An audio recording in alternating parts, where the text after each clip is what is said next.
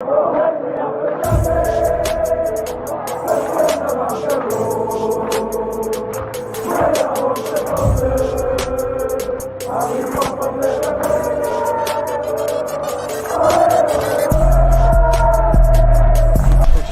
out to Kop-ish. Shout out to Kopish, guys. All the good work the up. two legends, Emil Heskey, Howard Gill. Can't get much better than that, guys. Yeah. You know what to do now. Like, comment, subscribe. I'm with legends, guys. Kop-ish.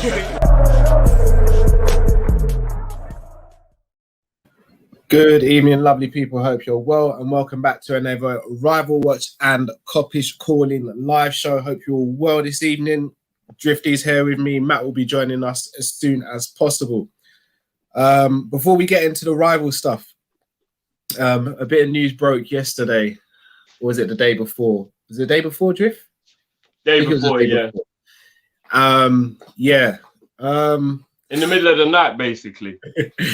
Yeah, it broke, and when Drift told it to me, I wanted to fight Drift like he was the one that came up with the situation, but it wasn't him. But I wanted to fight him because he was the one that broke the news to me. However, as always, I'm going to try and be objective in the thinking about it. Before we get into that, yes, I'm seeing in the comments, RIP to DMX. Boy, I don't even know what else to say about that, man. That's just a madness. DMX, man, 50 years old, he's young. 50 is a young age to go.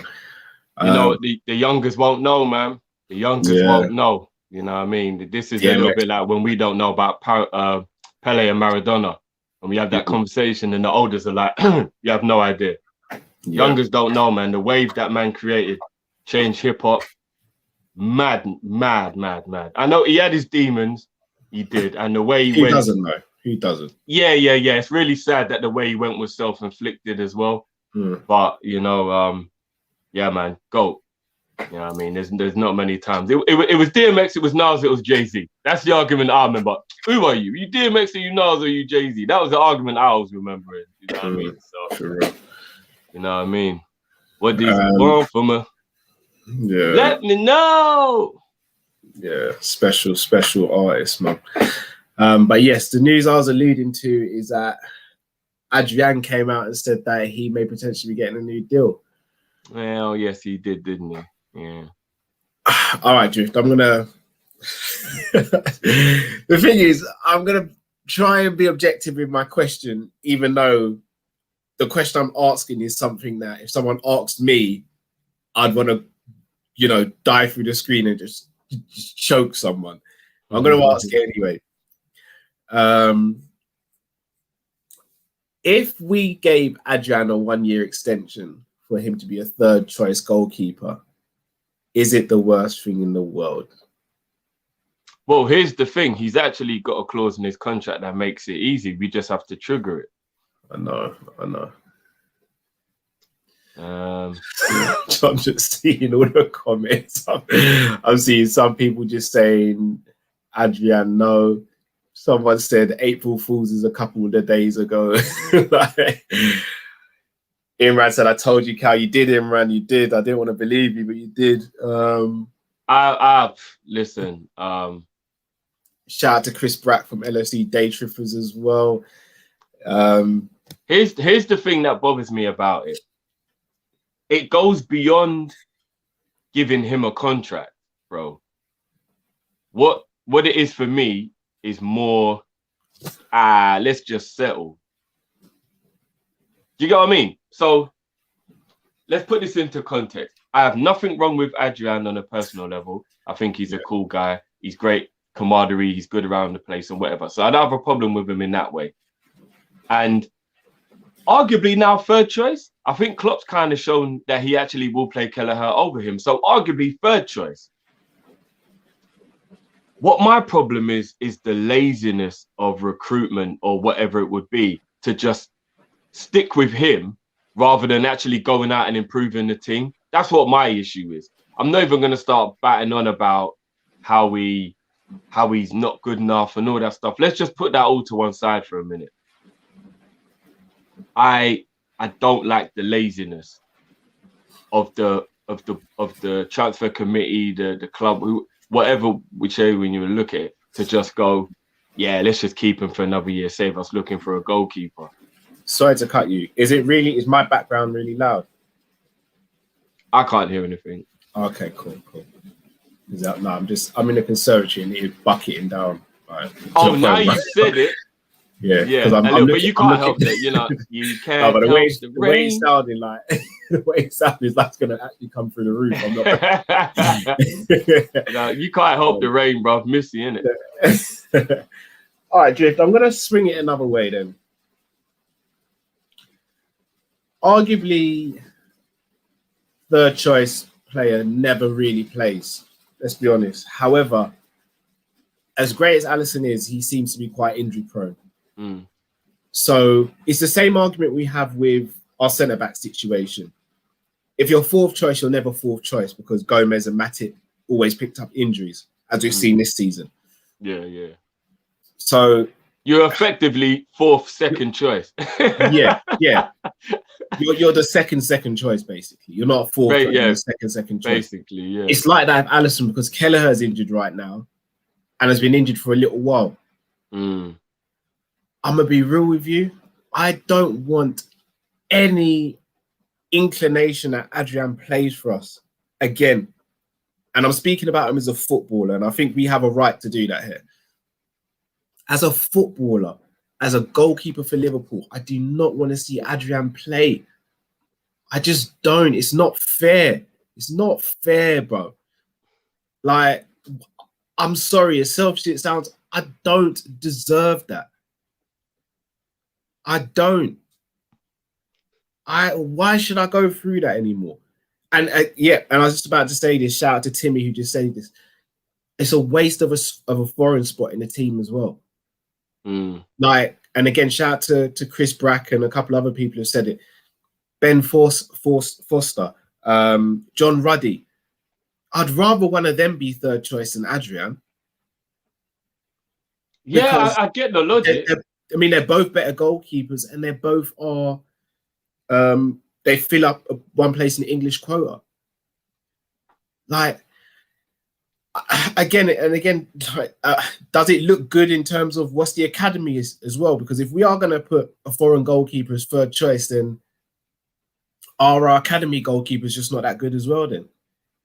Well, remember, you've been keeping an eye on Pataluga, and you said that he's not ready. So. Yeah, I don't know, man. The thing is, I saw a comment that said the FSG won't do it because he's a waste of money. But guys, he's on 26 grand a week. That's actually really cheap compared to what they might have to pay for someone else. So he probably is the cheaper option. It might be why they are thinking about doing it. Think about it. Kelleher must only be on like 5 grand a week or 8 grand a week or whatever. He's like, you know what I mean? Like he's a youth. I know he's 22, but he must still be on what is relatively a youth contract. 10 grand a week at the most he must be on. Keeping them two as the two backups, probably only costing them about 36 grand a month between the both of them. Keeping Adrian is probably actually an FSG move. You know, if you're trying to look at it from a financial point of view, it's probably an FSG move. Drift, I don't think we deserve to go through this. I gotta be honest. I don't think we do. I don't know. There's got to be at least one goalkeeper in the whole of Europe we can get who's better than Adrian and would be willing to be second/third choice. There's got to be one. And you know what's even more mad, Cal? Remember when we was looking through the thing and we realized he's never been bought before? Remember when I was on the phone the other day and I checked to see if anyone's ever extended his contract, and then he's never had that happen either. We'd be the first club to extend his contract. He's 33, you know. That's kind of crazy if you think about it. And if you go and look at his career, he played for the B team in Spain as well. I think this guy's level's been dead from day and everyone's always known it. And no disrespect to the guy, but no wonder he rented out the bloody stadium and walked around with his medals, bro. He never thought he'd get medals like that ever in his life. You know how much he won the lottery when he got a call while he was at the park to say, do you want to come and play for Liverpool? He probably thought he was getting punked. He was probably looking around for Ashton Kutcher, bruv. Like, nah, all right, don't take liberties. Dare I say it? Karius or Adrian if you had the choice between third choice? See, the only difference between those two, why I probably might even stick with Adrian, which is actually crazy to say, I don't think Karius is ever going to get over what he went through. I think if you put him back, and I mean, I don't even mean to sound disrespectful to anyone who's actually suffering from this, but every time Karius puts on a Liverpool goalie jersey and gets between the net, he's going to get PTSD without a shadow of a doubt. Like he's not going to be able to deal with it, bro. He's done. He's done. He's a better goalkeeper than Adrian, but he's done. Like mentally, Karius is done. He can't handle the pressure of being a Liverpool goalkeeper ever again. But ability-wise, yeah, he is better than Adrian. I mean, when was the last time Karius even played? God knows. Why are we even having this conversation? Why are we Liverpool and these are the options, Cal? Yeah, why are we having this conversation? What are the rules here? What are we doing? I mean... This can't happen, man. Oh, man.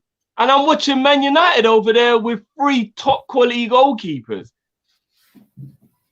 Are you telling me that we shouldn't go and try and get him thingy? Well, because he's going for free this year. Yeah, are we paying those? Do you think we're paying those wages for a second choice goalie? I don't, but we should be about that life, though. But we're not, though, because really and truly, what we should be doing is trying to get Donnarumma on a free and then putting him out on loan until Alisson is either, or just bring back Donnarumma in about 2-3 years' time and let him and Alisson battle for this #1 jersey. Yeah, bro. That's what we should really do. Bro, getting Donnarumma is just as big of a dream as getting Mbappe, if I'm being completely honest with you. Probably a bigger dream, I'm not gonna lie. We're talking about top 5 goalies in the world, probably. Yeah, I'm gonna read out a couple super chats before we get into Rival Watch and Drift. So Drifty Black, Mr. Clean, Grabara is 23 years old and is homegrown third choice. I don't think the club favour Grabara for whatever reason. I just genuinely don't. I think if he was favoured, he would have been here at the club. I don't think they'd have sent him out on loan in the same way they'd never sent out Kelleher on loan. To hear, have got to get rid of Wasteman, Karius and Minamino. I agree. Minamino, there could be an argument that you can keep him for another season, but I just wouldn't. I personally wouldn't. I think we need to cash in on him and upgrade him in the squad. I just find it really strange that goalkeepers of such low quality are Liverpool's backup, and the jump up to Alisson, who's arguably top 2, top 3 goalies in the world. The jump in quality doesn't make any sense. It doesn't even make any sense. Like, I don't get it. I don't get it. I genuinely don't get what our whole recruitment team, Klopp, whoever you want to blame, I don't get what they're thinking about. Like, and you know what's mad? You know, they always say you don't know what you got till it's gone. I told a lot of people, you know, that Mignolet was a very good backup goalie. And I know Mignolet did have his dodgy moments for Liverpool. But at the time, I was like, guys, we're actually quite lucky to have a goalie like Mignolet as number 2. That it's quite hard to get a better number 2 than Mignolet. He wasn't good enough to be a first teamer, but he was good enough to be a backup goalkeeper. And when he left, look what it's left us. Oh my God. Oh man, Mignolet still plays for the national side. He did want to leave though. He did want to leave. No, he did. But you know what? But this comes down to the whole, like, is Klopp too much of a nice guy? Like you said in the last podcast that we did for the members, is Klopp too sentimental? Is that why we get a lot of players like Lallana and that like maybe they were here longer than they should have been out of like sentiment and loyalty? I feel like that's what Klopp did with the Mignolet situation. I feel like, I know he did promise Mignolet let him go, but the club only came in with a bid with 48 hours before the window shut. We really should have thought about us as a club, and we maybe should have said, Ming, I know we said you could go, but no, we can't replace you in 24 hours. No, we can't let you go. But here's the thing, though. if they knew he wanted to go all summer, you make sure you have someone ready to come in if it goes. So even if it's on the last day, you should know that you've got someone there in reserve that, boom, if he says, yeah, I'm going, then you need someone else in. But I think they didn't think anybody was going to come in with only 48 hours left, you know, and then randomly. That's poor preparation, Andrew. That's poor preparation. Yeah. I'm not even gonna say you're wrong on that one. Got a super chat here from Drifty Black Mr. Clean. Would you cash on Ali for 80 mil, get Donnarumma on a free, and get a right back and centre back 40 mil each? Not for me personally. Would you, Drift? If you're talking about the way our owners work, yes. As in, do I want to lose the player himself? No. But I do see the logic in bringing in a 21-year-old goalkeeper who may not be as good as Alisson, but could potentially be, and is still a good goalie now, and doing a Coutinho and putting that money in the squad. The problem is we shouldn't have to do stuff like that, should we? That's what the problem is. Do you get what I mean? Yeah. Monkey King. Just should we say this together? Tribute to the big man? I don't know. We synced up enough to do it. Let's give it a go. 1, 2, 3. Stop. Drop. Shut them down. Open up shop. Oh, no. That's how Rough Riders roll. Hey. All right, shout out to John Conway as always. Good evening, Callum and Drifty. How are you? We are good, bro. Hope you are too. Hey, drop the beat for DMX for real. What these bitches want from it? Yeah, for real. Just drop the beat for DMX.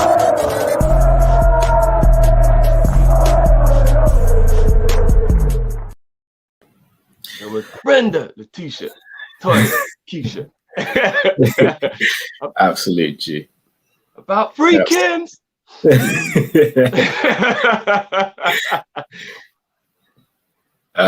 All right, rival watch then. Let's start with Tottenham versus Manchester United.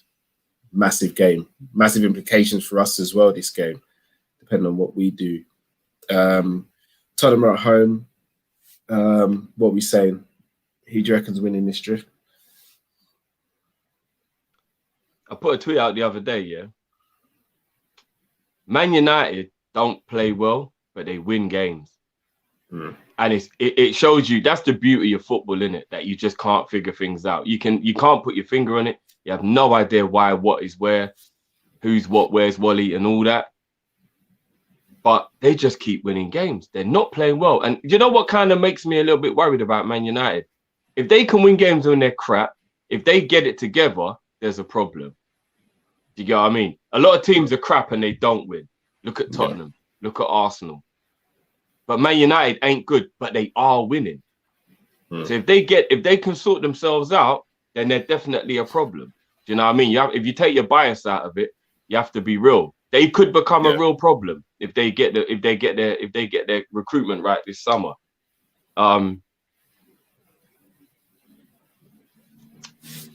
I would probably go. Tottenham are just all over the place, man. All over the place. I don't think Mourinho has a clue what is even going on. Like I don't think he's even got a clue what's going on. I'd probably go 2-0 United. Fair enough. I understand the logic. I just see Mourinho pulling something out of the bag for this game. No, 2-1. 2-1. I think Harry Kane will get a goal. I think 2-1. Kane will get a goal. I'm going to go 2-0 Tottenham. Wow. I can just see them pulling something out of the bag. Can you though? When did Tottenham ever pull anything out the bag except a pile of crap, bro? Nah, I wouldn't be surprised. I want Man United to win because it potentially helps us in our situation, but I can see them getting 3 points. The only way they get anything out of the game is if Oli kind of, because here's the thing, Man United have got top 4 wrapped up and they're through to the next round.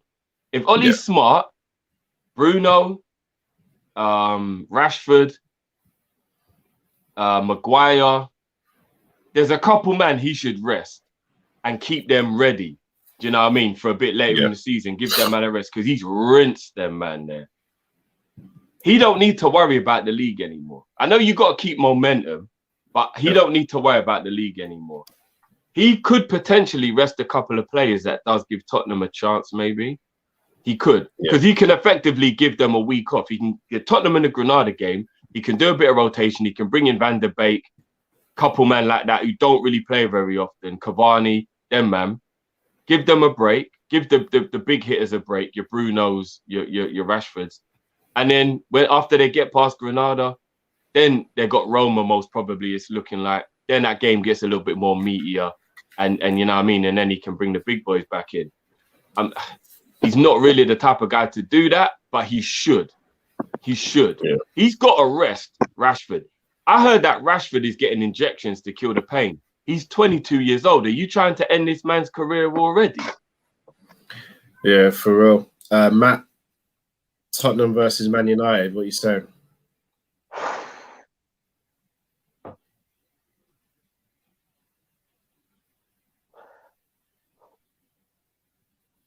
Tottenham, do you know what it is? Man United, their away form has been decent. I've always said this on this show, their away form's been decent. With Spurs, more than decent, bro. Yeah, you don't know what you're going to get from Spurs. Here's the thing. Spurs are so inconsistent, though. Like, they really are. Like, you see the other day when they were, whose team they played, Harry Kane scored a brace. Was it Newcastle? It was the other day, innit? He scored the other day. It was Newcastle. Newcastle, yeah? Bro, they should have beat Newcastle. Harry Kane scored a brace and they couldn't hold on to the lead. So, no, bro, Newcastle outplayed them in the game, you know? No, I know. Here's the thing. Listen, I don't want to say it, but I have to say it. I'd need Man United to win, innit? Yeah, like, I've already said that. I need them to win. Of course it does. Don't want to come in here and start talking about Man United, but it made me feel sick. You know what? I'll say this: I think Man United should win it. I think when it comes to big games, I just think they perform better than Spurs personally. Like, no disrespect to Spurs, but we beat them. City have beaten them. Trying to think who else has beaten them. When they played Chelsea, who won out of them and Chelsea? Oh, Spurs kind of have been losing to a lot of the big teams. Yeah. I think they beat both Manchester clubs at the beginning of the season, but they've been up and down. But recently they lost to Arsenal, they lost to us, they lost to West Ham. I think was it? Yeah, but they've also beat Arsenal as well. No, but the thing is, no, they have. Did they beat Arsenal? What at the beginning of the season? Yeah. The thing is, this Spurs. Yeah, this is the thing with Spurs. Yeah, they've had nowhere near the amount of injuries as we've had, but they've had some ridiculous inconsistency. That there's nothing. The only thing that you can point to is either the squad is unhappy or the manager is unhappy. It's either one of the two, innit? And we always kind of know with Jose Mourinho, there's always a phase where he gets the best out of his players. By the end of the day, I hate to say it, he always goes through a divorce of his clubs, innit? So it is what it is. I think Man United should take it though. They should take it 2-1. But Harry Kane will try everything in his power not to lose this game, but Man United should win it 2-1. Fair enough. You know what? I don't really like to give praise to Man United, especially, but I gotta be honest. Since this rival watch, I've got a newfound respect for Rashford. He turned me around. I like the kid still. He's a good player, man. Fair enough. LFC Aaron says, "Have you ever watched the 2018 final back in full?" I have once, and I vowed never to watch it ever again. I ain't touching that with a barge pole, mate. I don't think you should drift, with all due respect. Hold on, is man actually trying to talk about the Champions League final? Yeah. Known as the wow. Yeah. That final is known as Shitstanbul, mate. That's what that final is. Expect Limited, guys. Man, you spend 700,000 a week on 3 goalkeeper wages. That's more than Mane, Salah, Jota, Bobby combined. Let that sink in. There's levels to this, isn't it? There's levels. Manchester City versus Leeds. Routine, right? Yeah.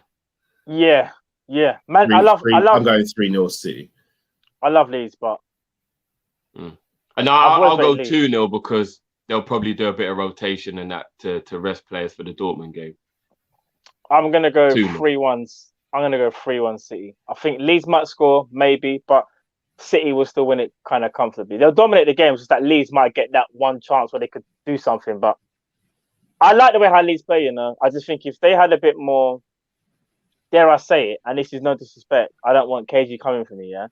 But if they had a couple more players on like the Rafinha level, yeah, you if might KG see them. comes to you, bro, you've asked for it because you keep on mentioning it. No, listen, KG's my you boy. can't keep on Listen. talking about a man's girl, brother, and he don't punch you up. No, bro. listen, KG, don't listen to them. Don't listen to them. Listen, we know this. I'm on KG's side of this one, bro. Listen, KG. There's rumours going around KG right is my now guy. that man was caught at the park and that. They'll be like, hey, I heard that Matt was at the park with your Oh, girls. don't do that. That's horrible. Don't do that.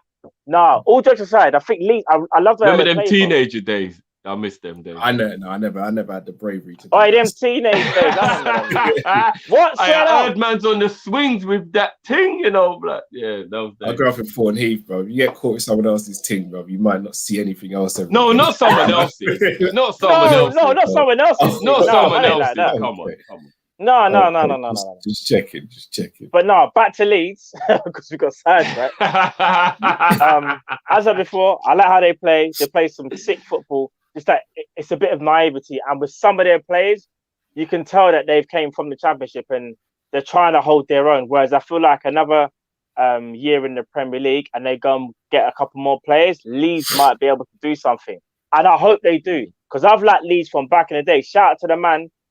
To all the men and the ladies that know about Ria Ferdinand, Jonathan Woodgate, Michael Dewberry, Harry Kewell, Ian Hart, Alan Smith, flipping Lucas Radibi. Viduka, Yaboa. Tony Yaboa. Are you mad? Shout out all you man that know about old school Leeds, like old school when they were, bro. When man, Harry Chapman Kewell, and that. listen, Danny Mills, jeez. When they're Cantona, brother. A certain man will remember Leeds winning the league and that, bro. What are you talking about, bro? Bro, Leeds, yeah. Like, Leeds were a problem, you know. They got history, bro. Hasselbank and Viduka.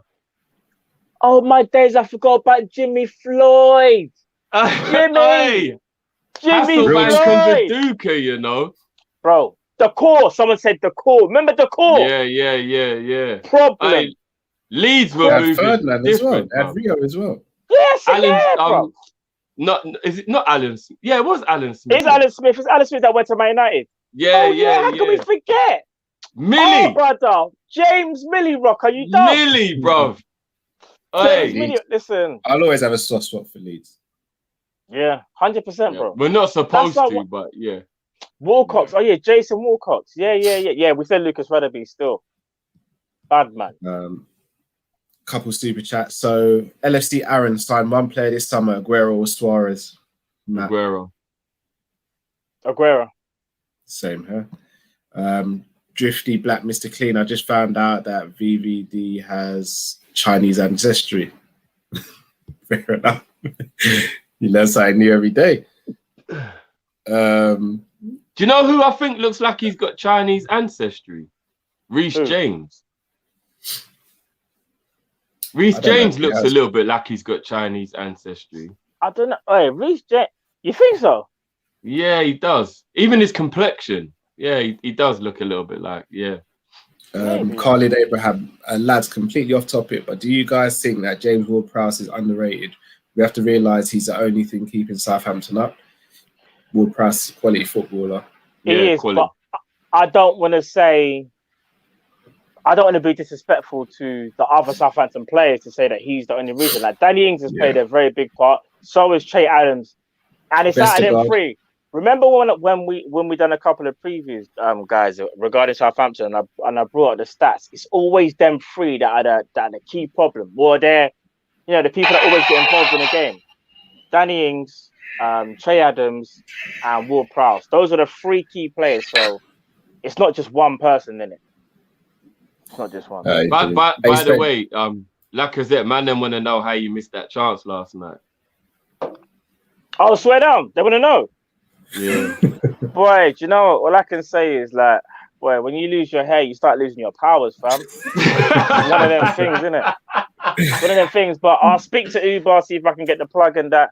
Might try to do a little Travis thing myself, but va-va-voom, va-va-voom.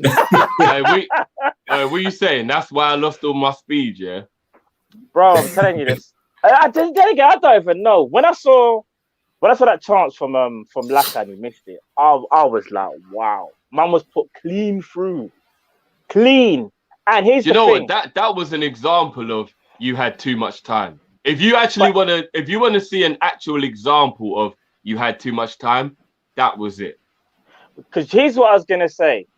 And you're not going to like what I'm going to say, but it's kind of in defense of the person, so to speak. Kyle already knows that's why he's braced himself. He's looking from left to right. You see Divock Origi. Yeah, there's a very similar chance. The only difference, though, Lacazette has been playing. So his confidence level should be high. No, bro. No, Drift. No. Let me land. No, this Drift. This isn't. Lacazette had at least twice the amount of time that Origi did to think about what he was going to do. Bro, yeah, he did. Bro, I'm going to be real. Listen. Origi, bro, listen. Origi had bare time. He did. But the difference is, I said before, bro, Lacazette has been playing week in, week out. So you're used to these situations. Divock Origi, had that chance out of nowhere, hasn't played for how many games, clean through, and he kind of froze, innit? He froze. A bit like Laka, but I'm just saying. No, Origi should have scored. Origi should have scored, but Origi won the ball. Origi won the ball back about maybe like 35 yards from goal, and he was in. This ain't shade. I just want to say. No, but what I'm saying is Lacazette actually had the ball in his own half. He had the whole half. He literally was on his own, running for the whole half. He had the time to look round and actually look and check where my man was and everything. Do you know Lacazette had too much time. That is the definition of he had too much time. That's what it is. Listen, Cal's actually stroking the goatee, you know. Man's not even letting it. When I see Cal doing this, I don't want to speak about it. I don't want to speak about it. No, but it's real.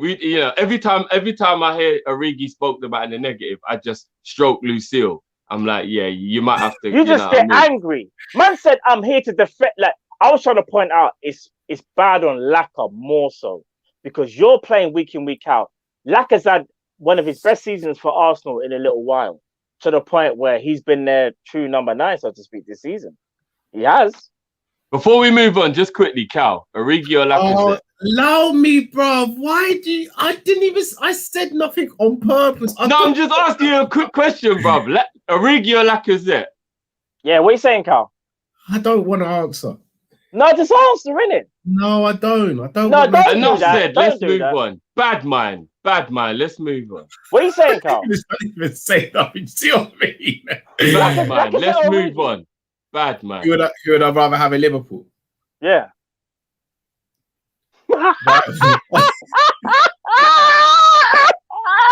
Hey, is that Cal forgot why we're European champions or something? He knows. Bad man. I'm not saying nothing. Bad man. I wasn't speaking about the players. Can I just read out? You know what? I'll tell you for now, no shade. Absolutely no shade at all. I'm just talking simple facts. Yeah. Lacazette blazes that Origi goal against Barcelona over the bar. 100%. 100%. I'm telling you now. Fair enough. We move. And he definitely ain't scoring a left-footed volley in the final. That's for damn sure. Origi didn't score a volley in the final. You know that gif where the guys get into the car. He scored a volley in the volley. Cal, you know that gif where the guys he's like this. Half volley, Cal. Half volley. The ball was bouncing, bro. The ball was on the floor, it was bobbling maybe. It wasn't bouncing, bro. It was bouncing, bro. It was not volley, bro. Cal must have forgot. That finish was clutch. Finish was clutch. Anyway. Do we need to be having a conversation about Harry Kane? Surely it's now or never for him to move. It all makes sense. It makes sense for all parties. By the way, the only clutch that Lacazette knows is holding his wife's purse. Yeah, keep it. What did you say? Sorry. Should we have a conversation about Harry Kane? Is it now or never for him to leave? I'm not going to answer the Lacazette question, and you're nasty for putting me in that situation. I'm not no. Do you know why? You sat there trying to be some bystander, you know. Yes, Like I to say- did, bro. Like to say you ain't involved. Like to say you ain't involved. Yes, I I'm just not see. involved I just in see. Listen, the chat just saw you doing this. Yes, because I didn't want to get shot, bro. Now I've got man outside my house with Lucille, bro. That's long. Bro, listen. It's long. We've all seen that season of Walking Dead. Someone's Yes, gonna get hurt, innit? And you just snitched on me, and now Niga's just not stopping, bro. Listen, well, yeah, it depends out of the two of us who's Abraham, innit? Who? In fact, you didn't answer, Matt. Who are you taking? We're not talking about me. We're talking about Abraham. We're talking about Abraham. Guys, haven't we moved on the chat? Haven't we moved it on? We're talking about Abraham. Am I lying? And Glenn. Listen, all I'm saying is, if man seen Breaking Bad, yeah. Remember the call made right at the end? Yeah. I'm just saying, yeah. Matt, you didn't want to give an answer. I didn't give an answer. Drifty, you jumped to conclusions, and now me and Matt are both trying to take our restraining orders on you, bro. Listen, yeah, for real. Man. You should never make assumptions, but I'm gonna make an assumption that because none of you mofos want to answer, y'all are some backstabbing, some of them, you know what I mean? But we moved. All right. All right, Matt, should we just give an answer and then we move straight on? Who would I prefer at Liverpool? Or who do I think is the better player, so to speak? What's the actual question, Drift? What's the actual definitive question, so I can get this? Who would you rather in the Liverpool squad, Origi or Lacazette? Lacazette.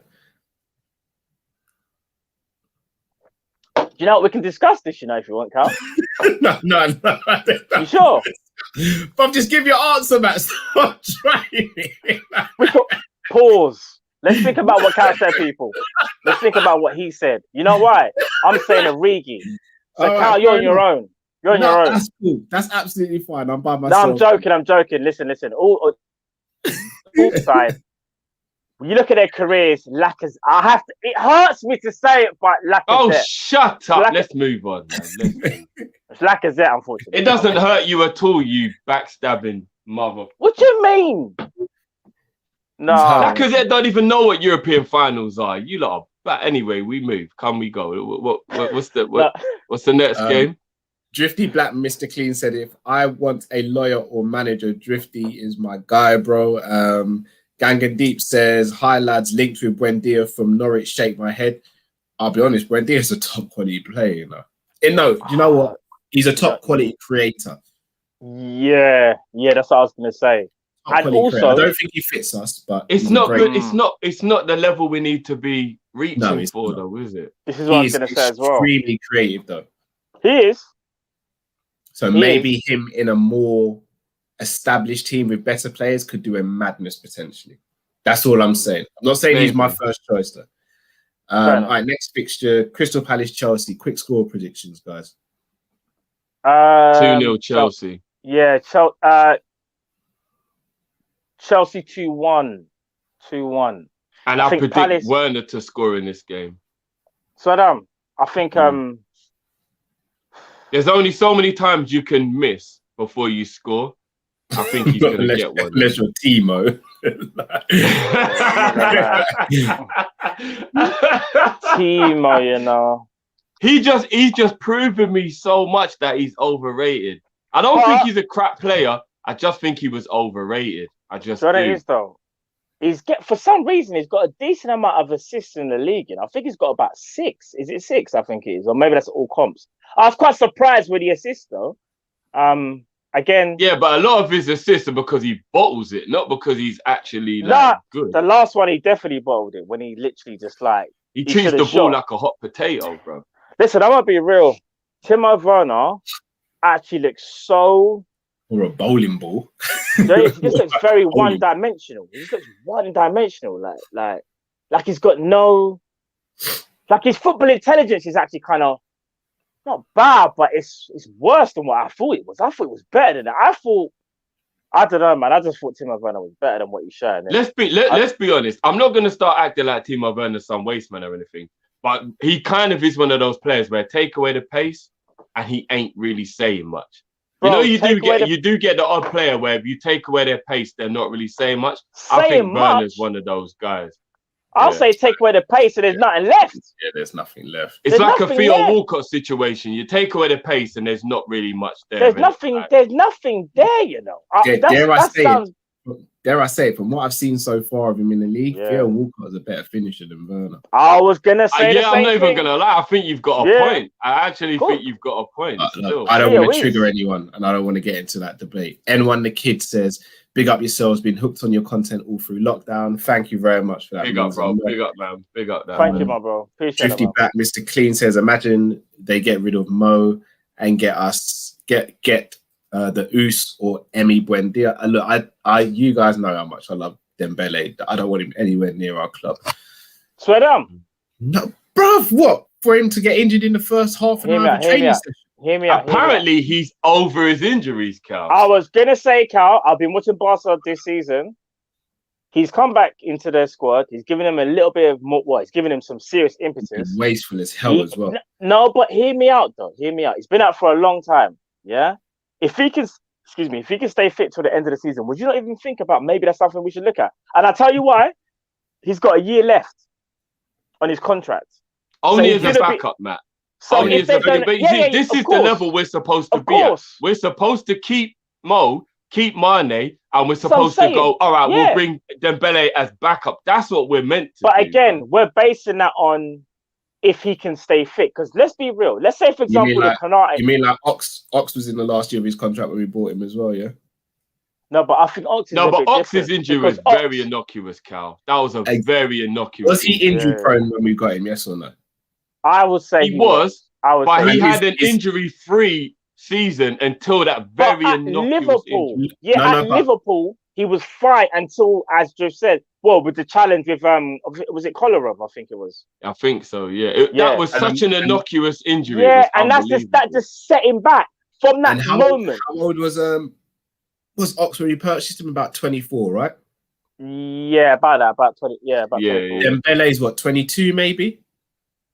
And he's probably had the same amount of injuries Ox has had over his No, career. no, I think Dembele's probably about 23, 24 by now. No, he's not 24. He's definitely not 24. He's only Barcelona about a year. bought him when he was 21, bruv. They've had him for a Dembele couple of about seasons. He must be 23, about 23, 23, 24? 24 by now. Yeah, it must If be he's 23, 24. 23, 24, then no, because Jota's that age.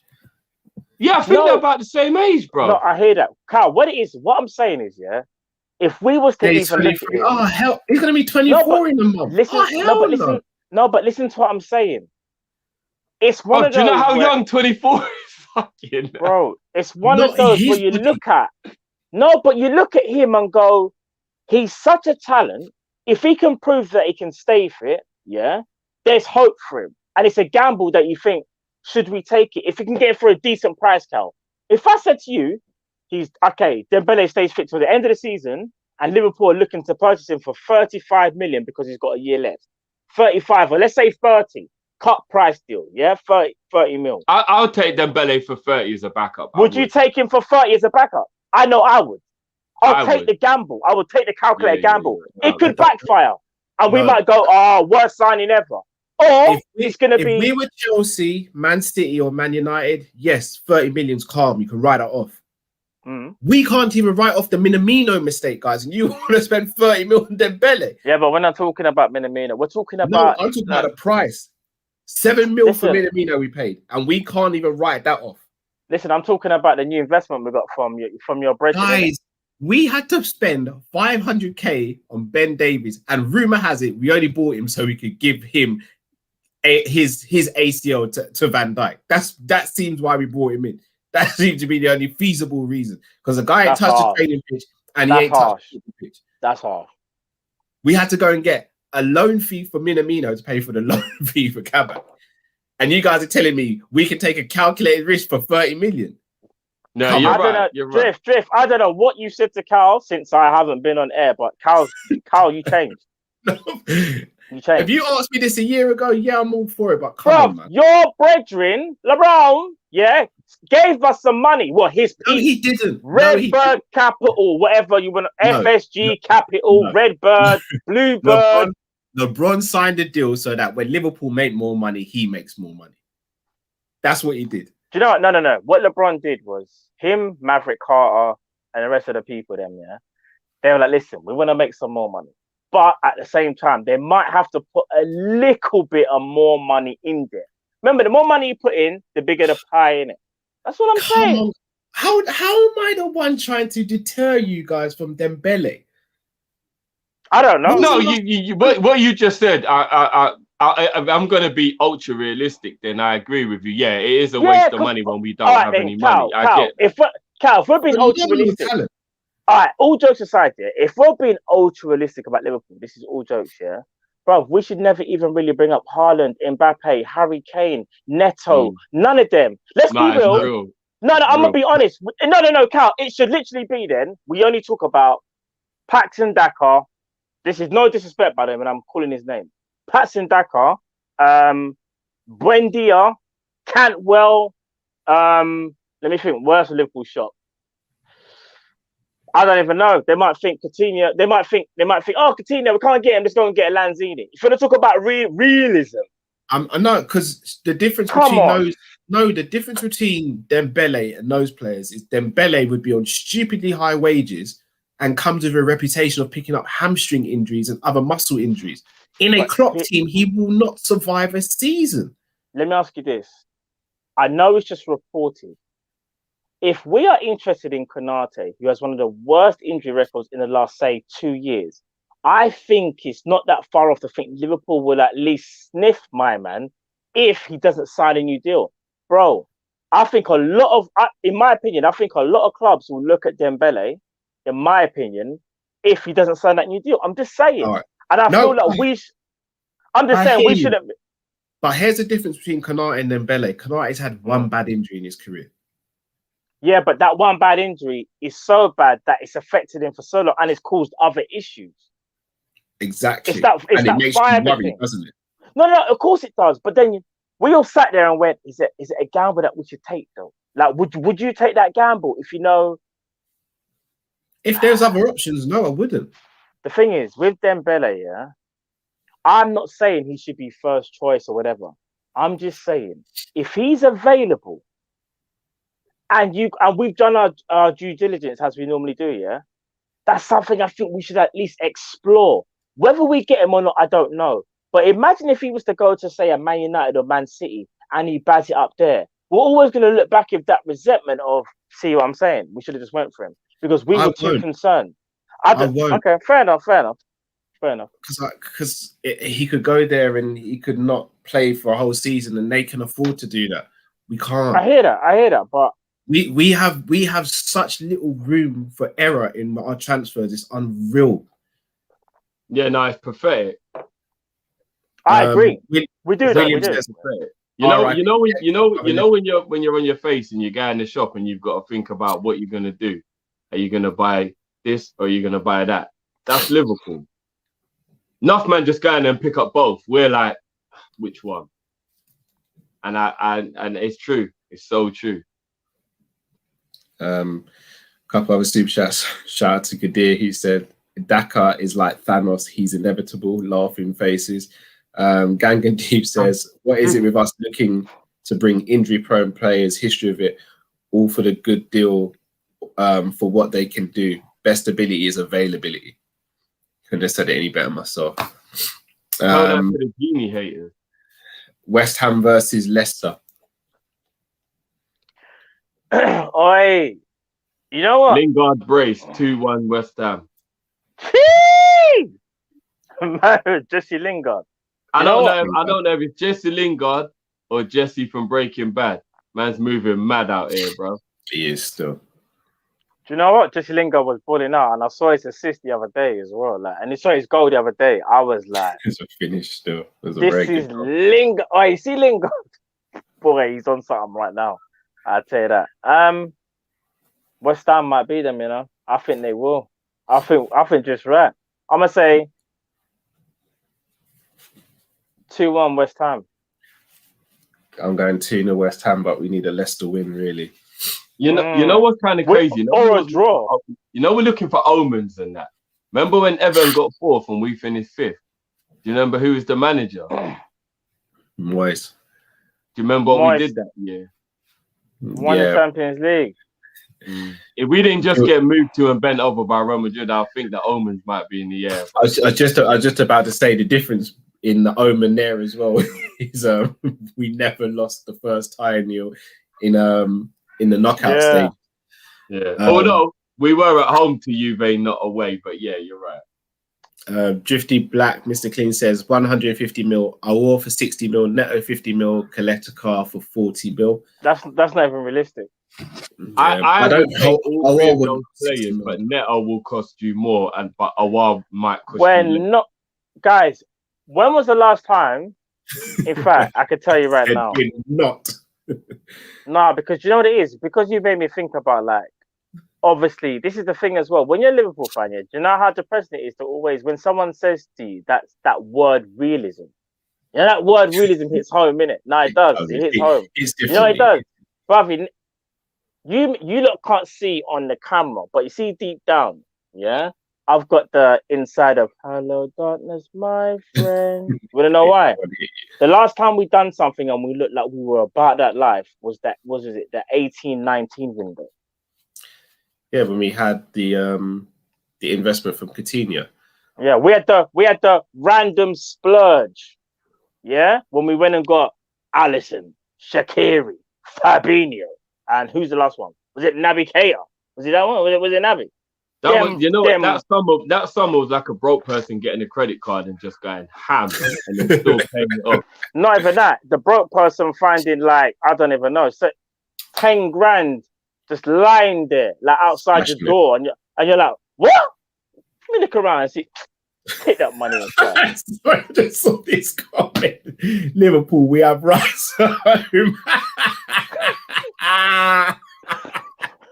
Do you know how many times my dad told me that when I wanted McDonald's? Oh my days! No, there is food in the oven. Come. Shout out to all the West Indian man them who know. Parents were always like, nah, dinner's at home. Dinner's at home. We have burger and hard bread. You want McDonald's? Tell you what, McDonald's burger had nothing on a hard bread burger. I'll tell you that much. Hard bread with a sliced cheese from Tesco. Oh no! No. Just cut the bread in a circle. Cut the bread in a circle.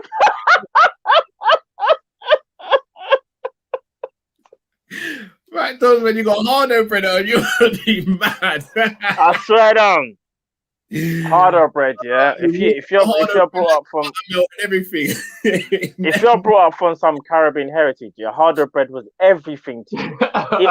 It was the toast, it was the bun, it was the main meal, it was everything. Trust. Get used to harder bread.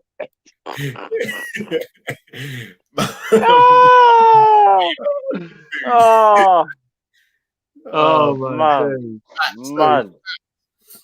Oh boy. Trust me. Those are the good old days, boy. You know what? Those are the days where man used to actually go Mackie D for his birthday, bro. Yeah. Not just for random.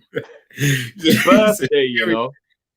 It was a big thing. It's a big deal, bro. It's a big thing, you know. I absolutely love my mum to bits for it, you know, because it did let me take stuff in life for granted. Because it was McDonald's once a month, and it was Woolworths pick and mix once every 2 Woolworths pick and mix. Are you dumb? Remember, you used to get the mini cans. Pick and mix was madness, bro. Remember the mini cans of Fanta and all that? Yeah.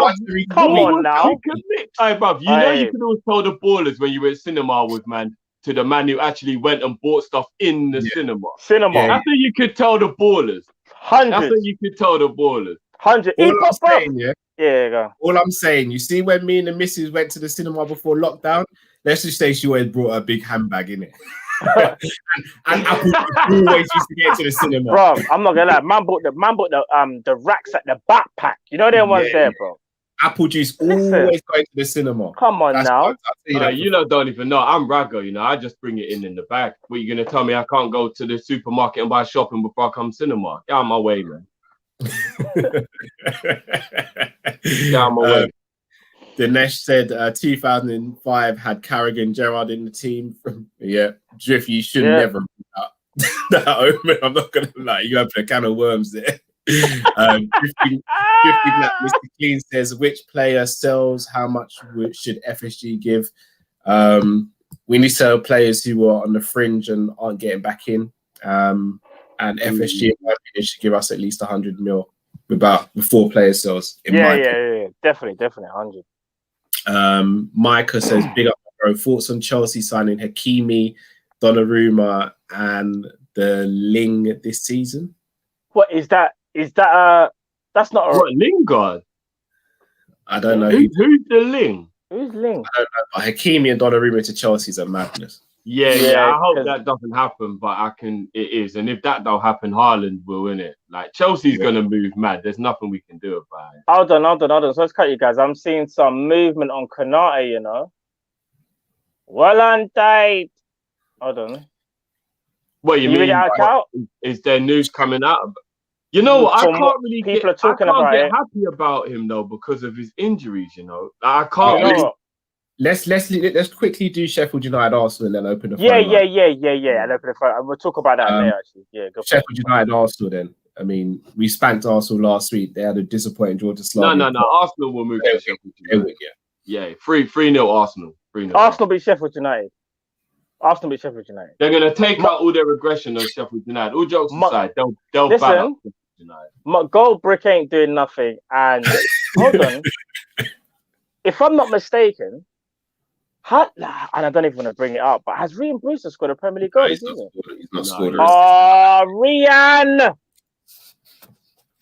Yeah, they're not doing nothing. They're not doing nothing. I'm going 3-1 Arsenal. Yeah. No, I'm going Arsenal with a clean sheet, you know, bro. I'm saying Arsenal 3-0. I'm just saying. I feel a bit bad for Brewster still because he must have spent a lot of time at school going, no, not Ryan. Did I call him Ryan? Did I call him Ryan by accident? No, but everyone calls him Ryan. It's so random.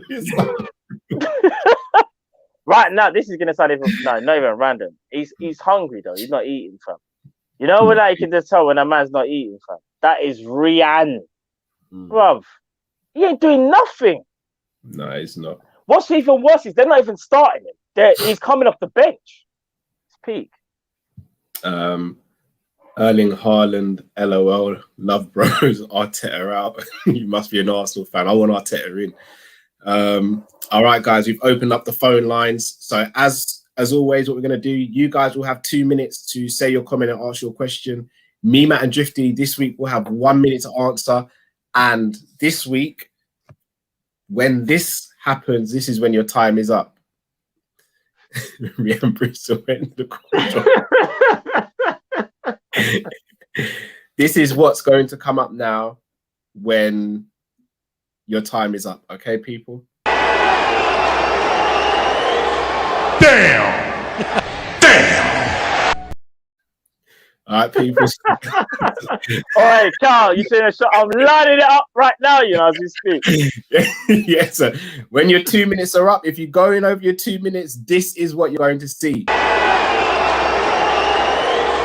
Damn! Right. Now you know. Shout out to the man them holding on to the sides when they've gone bald on top, you know.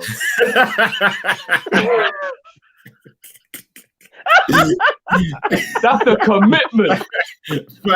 My life for Ruth. Stay there. Every time I see my client, I think, bro, just pulled it off, bro. What are you doing? No, Paul Heyman different. He's different. I don't know. You know, it's I don't know what's wrong with Paul Heyman. You know, it's the fact that yeah. I actually wish that the whole thing just went bald and just made it easy. I know what you mean. The sides never leave you. They never leave you, bro. They never leave you, but always deceive you, bro.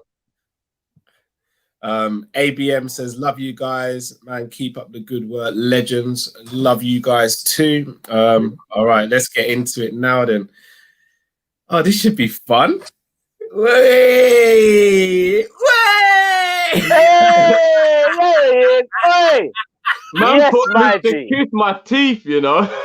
You know what, Bonnet? You have the whole screen to yourself.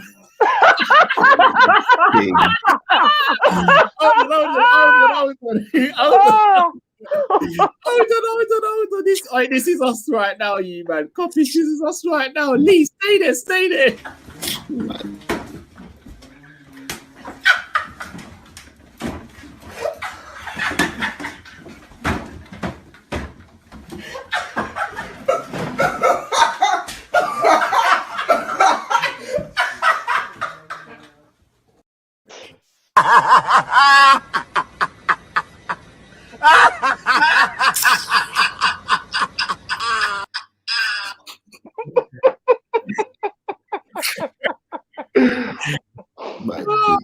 Hey, you know what though, Lee? I respect you for coming back though. You're a man. He's a real one. He had to come back. He's a real one. No. The fact. You know what? The pain's too much, bro. Lee, I'm gonna start your 2 minutes now, yeah? You know what? As you lot were just saying, you lot will understand this. Obviously, being Caribbean, it's like the embarrassment. It's like it was peak, bro. It's too much. It was almost like you lot will know this. When you lot were younger and your parents told you off, even it was like a parents' evening, you got a bad report. It wasn't the licks, it was getting yanked in front of all your bedrooms. Embarrassment. It was too much, bro. Bro, I don't know, bro. Bro, Arteta, the man's got blood on his hands.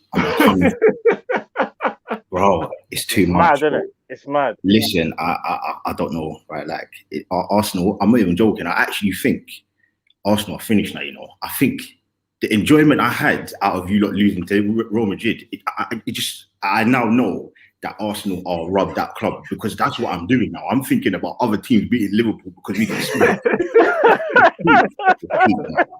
But you know what? Firstly, quick thing, big up to the 20k for you, man. Like, bro, like all three of you, like it's real love. I was even thinking like, the way that I'm even a rival fan, and I still feel like it's that real family community thing. So again, like you lot, big up and respect all the time. But yeah, quickly about Klopp. You know, I've been on Klopp for a little while, and obviously being an Arsenal fan, going through the pain for the last 18 years, it's just peak in that, bro.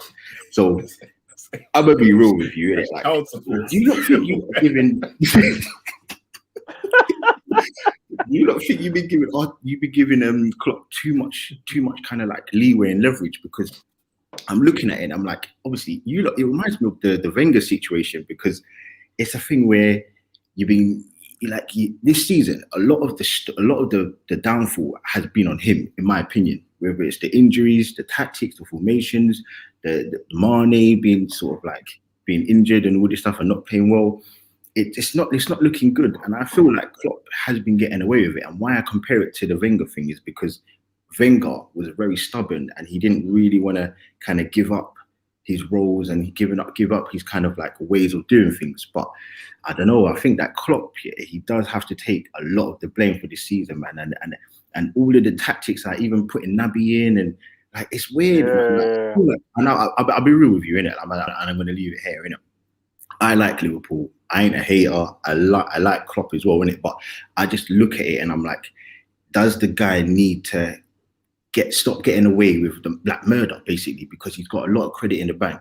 But the stuff that he's been doing, this season, bro, is too much. And I know, bro, even this week, I went back to the Aston Villa kind of reaction when you got like lost 7-2 and that.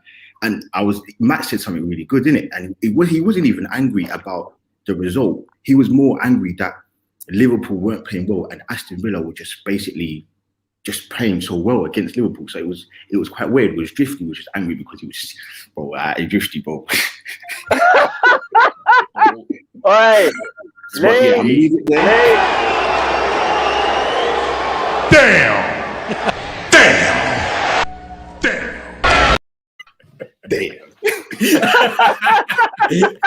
Hey Lee, you know what though, fam? Come and join Liverpool, bro. Bun Arsenal. Come to Liverpool. You know, I'm not joking. I saw a picture of Van Dijk in Dubai, bro, and I was like, bro, that guy's beautiful. I'm coming. No to leave the thing, innit, bro? Man, that guy is beautiful, bro. I'm coming. Arsenal, and I was looking at my dad. I was talking to my dad on WhatsApp the other day, and I was like, "This guy's some waste, man, bro. Like, why would you not follow John Barnes, bro? Why are you like, that's some waste, man, bro? Come out and give me some Arsenal, bro." And I'm like, hey. No joke. I was thinking like, wow, bro, like. Obviously, RIP, cool, didn't it? But I'm like, I don't even want to be in that situation where I never see my team win your Champions League, bro. That's stress, bro. Like, that's a madness, bro. Man, you know, 8 years we ain't seen my team win Champions League, man. Come on, man. I had to clap him up, bro. One time, bro. Come on, but anyway, bro. Love, respect. Bro. As always, we got to the next 20K, man. Bro. Big up every time, man. Love my bro. I agree. He's a legend, bro. He's a legend. He's a legend.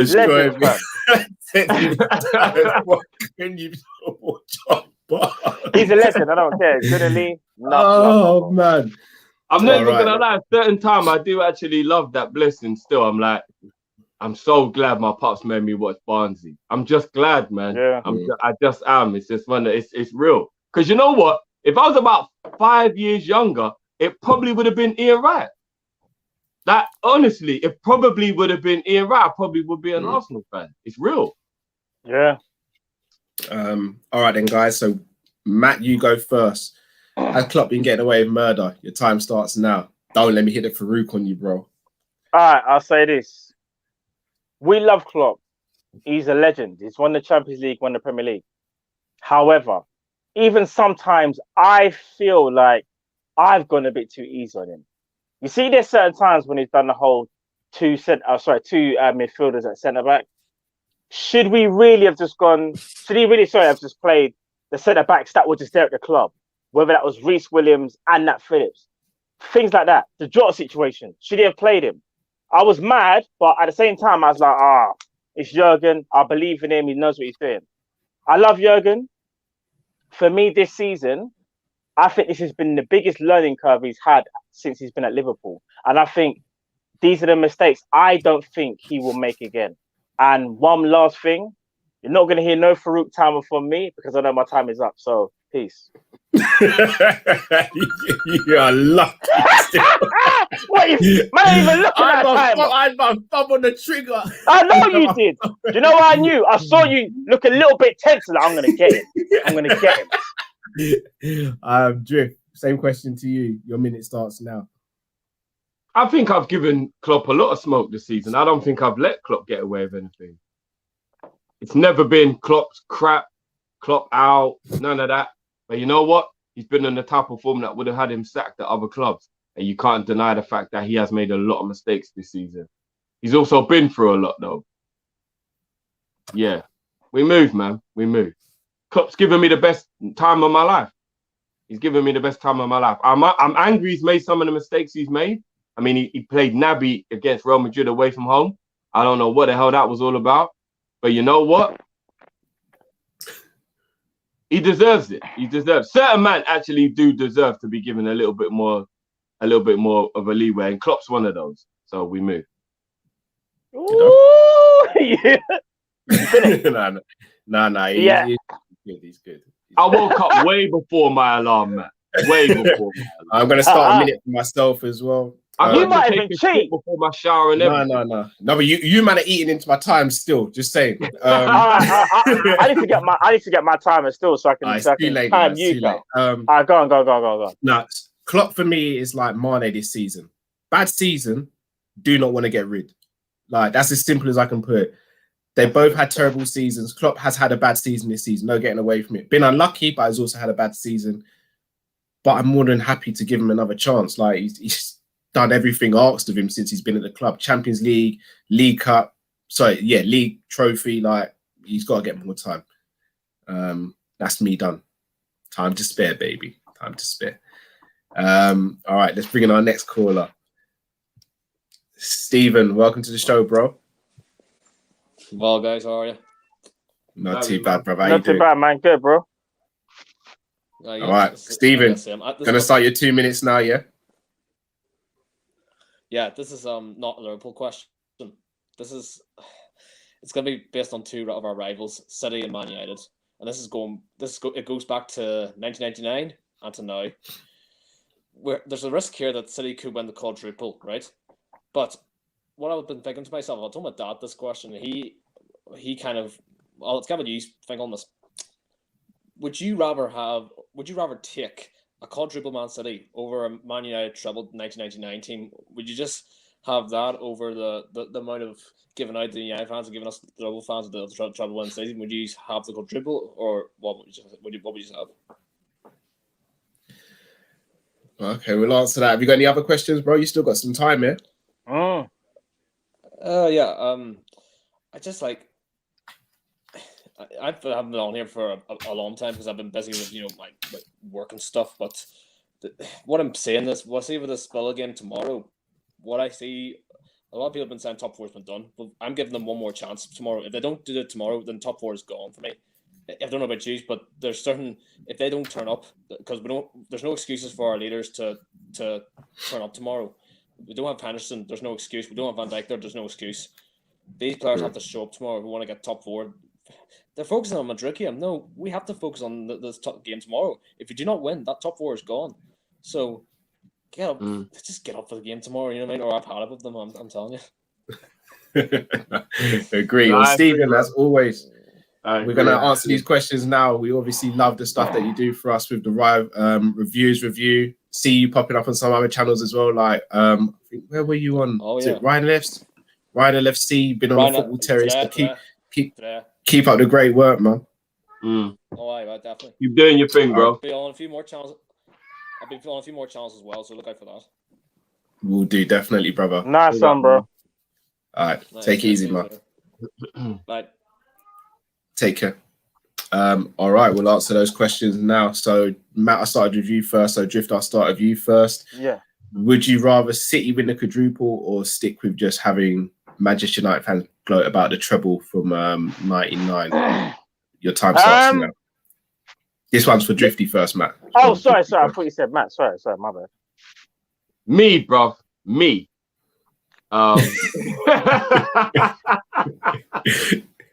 I'd rather City had a record that pissed off Man United. Yeah. Oh. City don't bother me, bruv. There's no point going to school and being pissed off that the rich kid gets dropped off in the Maybach. It's a waste of energy, bro. It's a waste of energy. Like, what am I gonna do? Be angry at my mum because she keeps dropping me off in the Ford Focus? What? I'm wasting energy, bro. I'm wasting energy. Yeah, I'm saying. And you need to stop using the Ford Focus as an example, because I might actually upgrade to that car. That's my favorite day-to-day car, brother. I love the Ford Focus, but what I'm saying is it can't touch a Maybach, though. You know what I'm saying? Like, for real, it can't. No, Maybach music. It can't touch a Maybach, bro. So what I'm saying, you got 5 seconds. Yeah. Don't waste your time getting vexed at the rich kid. Let him do what he's doing, man. Silver spoon and that. Just made it in time, dude. Matt, same question to you. I'd rather City do the quadruple because let's be real, they haven't been our direct rivals for all them years that Man United have. They're the new kids on the block, innit? So they're just trying to carve out their history now, which is what they're trying to do. And it also makes me feel a little bit better the way how they've done it. They haven't done it how we've done certain things. Do you know what I'm saying? Like, we've had to shop at, no disrespect, Aldi and like, do you know what I'm saying? Like places like that, where they've gone straight away to like Harrods, like Marks and Spencers. They've just gone clear straight away. Do you know what I'm saying? Well, we've had to save up with our pocket money, try to get a little thing together and go buy some lunch. They went straight away and bought the 3-course meal. So I've got no issues with them doing that. Not saying that, well, I have issues with it, but it's not going to make me not sleep at night, innit? And I think, to be honest, in today's age, when you've got all this money, it's kind of what you expect anyway. Damn! You get Hold on. I said it as it ended because I knew. Look. The moment I heard the alarm go, I had to drop it, bro. You know, I'm gonna let me give you a rebuttal to that. Hold on, let me see if I can find something. Hey, shout out to all my Ford Focus RS man who know about the RS Focus. That's the one. Are you mad? For me, I'd rather have City do the quad, simply because I don't know any City fans directly. All right, that's literally and it will annoy Man United that they took their crown. Yeah. So yeah, that's it for me. All right. It's Stephen's second question. I think we can answer this in one question. One sentence or one word. If we don't win against Villa tomorrow, it's top 4 over. Oh yeah, done. No, guys. I went through the fixtures and I realized how many points the others have to take off each other. We've got to capitalize. All jokes aside, there's a lot of other teams when I went through it that have to play each other and points have to be dropped. If West Ham are playing Leicester, if Chelsea are playing Man City, that points have to be dropped. I think Chelsea have still got to play West Ham, Tottenham, I think it was, Man United. So we got to win then. We have to win, innit? No, but we still got to win. We got to win. I think we're allowed 1 or 2 slip-ups. No. Oh, in that regard, but we shouldn't really do it though. We shouldn't. Yeah. We should try and we've got to win. But I think the way the other fixtures go, we might have a chance because they've all got to drop points against each other. But we've got to win though. We can't take chance and all that. Do you know what I mean? We've got to win. We've got to win, man. We have to win. And next caller, Mark A. How you doing, bro? Yeah. Hi, can you hear me? We can hear you, brother. Yeah, I've got to head off soon. So, look, with Liverpool now, the next 2 games. Starting in 2 minutes now. So it's starting in 2 minutes now. Next 2 games are season defining for me. Villa and Madrid, but I think we can still overturn the Madrid game. 3-1 is doable, but it's just a shame there's no fans. My question is just about the quality of the Premier League this season, because we're seeing a pretty poor Man United side in second place. And we've seen a lot of the big teams have dropped off league position-wise. And then to caveat that, we've got teams like West Ham, Everton, Aston Villa, all doing quite well this season. And of course, we could have the possibility of a Champions League, an all-English Champions League and Europa League final, which obviously I don't want to see that. I don't want to see that at all, but it's a possibility. So yeah, that's my question. Thank you, bro. Yeah. Look at that. You still got another minute if you want to use it. For real, you do? I just don't know what to say because we don't know what's going to happen with Liverpool. We could win the next 2 games and get through in the Champions League, or we could crash out for both. So I don't know. I think I'll leave it until next week and I'll judge it then. Cool. Yeah. Fair enough. Mark, you're a very, very level-headed guy. Yeah, you are. Yeah. I think you should stop thinking about that 3-1 against Real Madrid. I can't believe you twisted that. It could have been worse. That first half. No, it could have been worse, but bro, just accept it now and make life easier, bro. Make life easier. There's a small chance. There's always a chance. Of course there is. You're right, Mark. There is a chance. There's always Thank a chance. you, Mark. Slim chance. So big up yourself, bro. Yeah. Cheers, man. Cheers. Big up, my bro. It's a pleasure. Yeah, Take care, Mark. All right, cool. Big up. Cheers.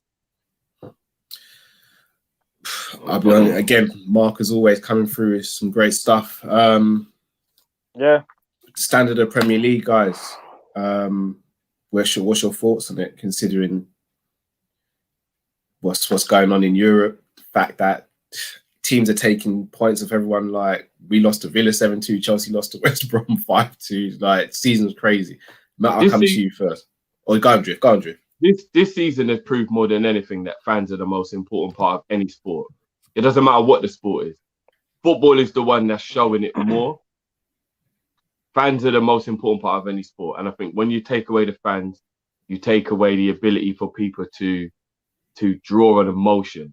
And I think if you take emotion out of sport, there's no point in even doing sport. When people say to me, why are you getting emotional? I say, why are you not emotional? If you're going to be emotionless about sport, there's no point you watching sport. Because you know what most emotionless people are? They're those people who can just get on with their day after the team lost because they don't really care. And I'm not saying that everybody needs to be like me because I am over the top. But I can tell you now, we're 12 o'clock kickoff on a Saturday and we lose that game, my weekend is fucked. You can tell me. It's real. It's real. My weekend is. No, it's the way you said it, you know. No, it's the way. And do you want to know when I realized that I have a disease with this love for Liverpool? No, let me. Damn! Damn! Damn! Damn! Damn! Damn! You know what, Cal? I'll do one better. I'll sacrifice 10 seconds to let him finish what he was gonna say. No, of course, go for it. I was gonna say, just out of respect to my nan, rest in peace, R.I.P. When Liverpool losing to Chelsea ruined my nana's 90th birthday for me, I knew I was unwell.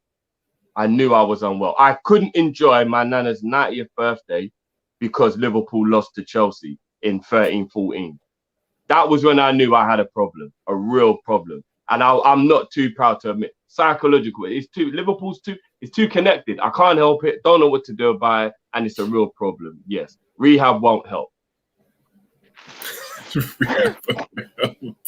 Man said, you got it bad. No, it's real, bro. It's real. Bro.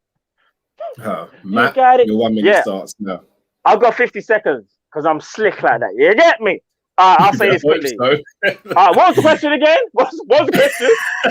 Quickly, man. Hurry. What's the question? Is the Premier League quality bad? All right. This season, if I'm being real, it has been. And I think it kind of shows in terms of, for me, this is the season where we talk about, I hate to say it, COVID. For me, this is the real COVID season because you're having the after effects, yeah? So when it first hit, obviously, when they finished the season, things are still a bit up in the air. Following on to this season now, where we had no preseason, even things like VAR, like things just all up in the air. This season for me has been a write-off. Like I will say this, Liverpool losing 7-2, Liverpool losing 6 home games in a row, that's just foolishness. That will never happen. I know my time is coming up. I'll say one other thing as well. Man United as well, having one of the best away records in the league as well. Shocking. I'll leave it there. Ooh, just my thumb was ready, bro. Ready. You see how Kyle hit me with the extra damn? Man hit me with about 8 of them, you know. There was one that I didn't see before. Damn. It's when he said it in Shelton Benjamin's face, bro. That's what did me. I went up close with it. Man. My 1 minute starts now. So I do think the standard of the league is not as great as people make out. I think our league is marketed very well. I think we're probably the most competitive league, but I don't think we always have the best quality. And I think you can see that from how City and Liverpool have kind of dominated over the last couple of seasons. We have by far got the best teams. And the fact that we're still even in the top 4 race, considering we lost 6 games on the spin and we've just been poor for most of this season, that reflects quite badly on the league, in my opinion. So that's why I'll say that. Yeah. All right, next caller. Can you hear us, bro? Yeah, can you hear me? We can indeed. Yeah. I'm going to start your 2 minutes now, yeah? All right, cool. My question is, I've got 2 questions. Do you guys think we will have a good summer this year, transfer-wise, considering FSG are owners? I'm not saying we should spend 200 mil every single summer like City, but I want to live in a world where we buy proper centre-backs in the beginning of January rather than to the end. I want to live in a world when we're linked with the player, I don't have to go and scout Nation all the time to check who the player is. You know what I mean? Extra 10 seconds, yeah? Yes, You know what I mean? Like, it's just Yeah. annoying. And World of Football HD, you know that, Yeah. I mean, like people saying Mbappe 2021, that's only happening if we sell Salah or Mane, which is ridiculous. City won't sell their best player in De Bruyne in order to get a Haaland. Bayern won't sell Lewandowski to get, I don't know, Sancho, for example. These teams add to their quality, not replace their quality. And with these owners, the only realistic way we can have success in the summer transfer window is if we sign Isaac Success from Watford, which is probably going to happen since he's cheap and young. And the second question I got for you guys is next week Muslims are going to fast, and I'll give you context. we won't be able to drink or eat anything from 5 in the morning to around 8 in the night. So my question is, with Salah and Mane being practicing Muslims, how do you feel about Mane and Salah fasting in a COVID season where you are packed with fixtures and we are in an unpleasant situation in the Champions League and Prem? What are your thoughts with that? And was it with regards to the Champions League? It's not over until the fat lady sings, never give up. Yeah, that's it. I'm going to actually pause your time because I wanted to actually ask you a question back to that. Yeah, sure. So I'm quite fortunate. I've got quite a lot of friends who practice Islam. Yeah. Are there not exceptions though? Can you not potentially, say for example, if you are obviously playing football and you require fluids potentially, can you not do that and then you add on a day to the end when Ramadan's meant to finish? I know it's down to the person, but cannot that happen? Can that not happen? I mean, I think I'm not like a scholar or anything, but like I think if you break a fast, I think you have to do a few more extra. So it might be like a hassle, or if you're ill or you're very old or you're pregnant, stuff like that, you can't really fast. But like I feel like if you miss a fast, you have to give money to charity. Because the reason why we fast, one of the reasons why we fast is that, you know, to be grateful because of like poor people in Asia and Africa, something. So yeah, so that's, well, I'm not like a scholar or anything, but that's my knowledge. Yeah, so he can not fast, but I think he has to give a lot of money to charity or make up for it later. But I don't know if Mane or Salah would do that. Perfect. Thank you very much. Great question, bro. We'll answer them now. Take care, you guys. Take care, bro. You have to respect religion. You have to. Oh, of course. Of course. Definitely.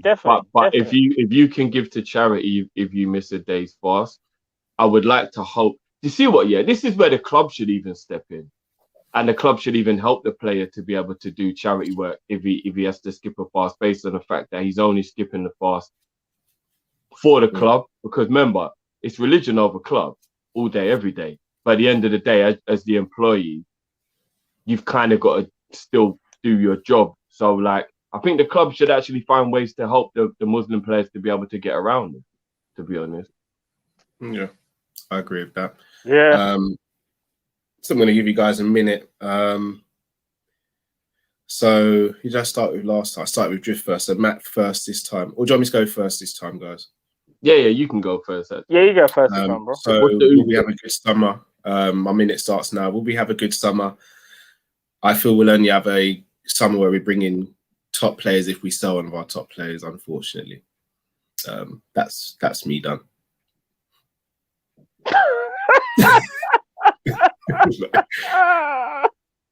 That is me done. Oh, the disrespect. He wants to go next. I'll go I next. can't speak about transfers. It's too painful at the moment. I'll go next. All right, go on, Matt. Your minute starts now. If you're talking about a good summer for me would be like Neto, Harry Kane, or Mbappe, either or, and a top quality centre back, for me like a botman. Do I think that's gonna happen? No. So I think Liverpool gonna have it's gonna be one of those ones where we might get a Kanate in from what it looks like. I don't think we will even get a Neto or a Rafinha. It could be somebody else. I think it's gonna be a summer where we look at it and go, oh yeah, we've done it right. But there's always going to be that feeling where we could have done better.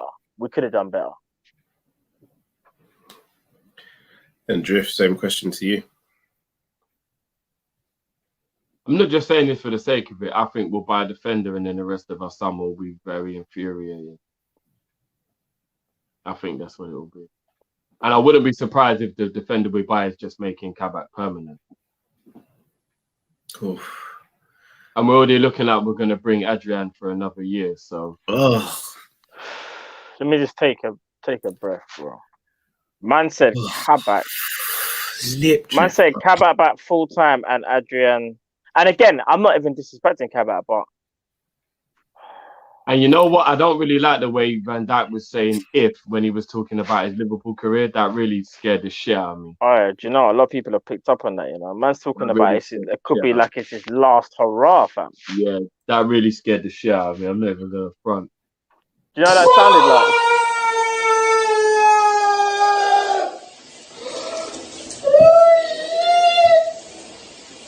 No.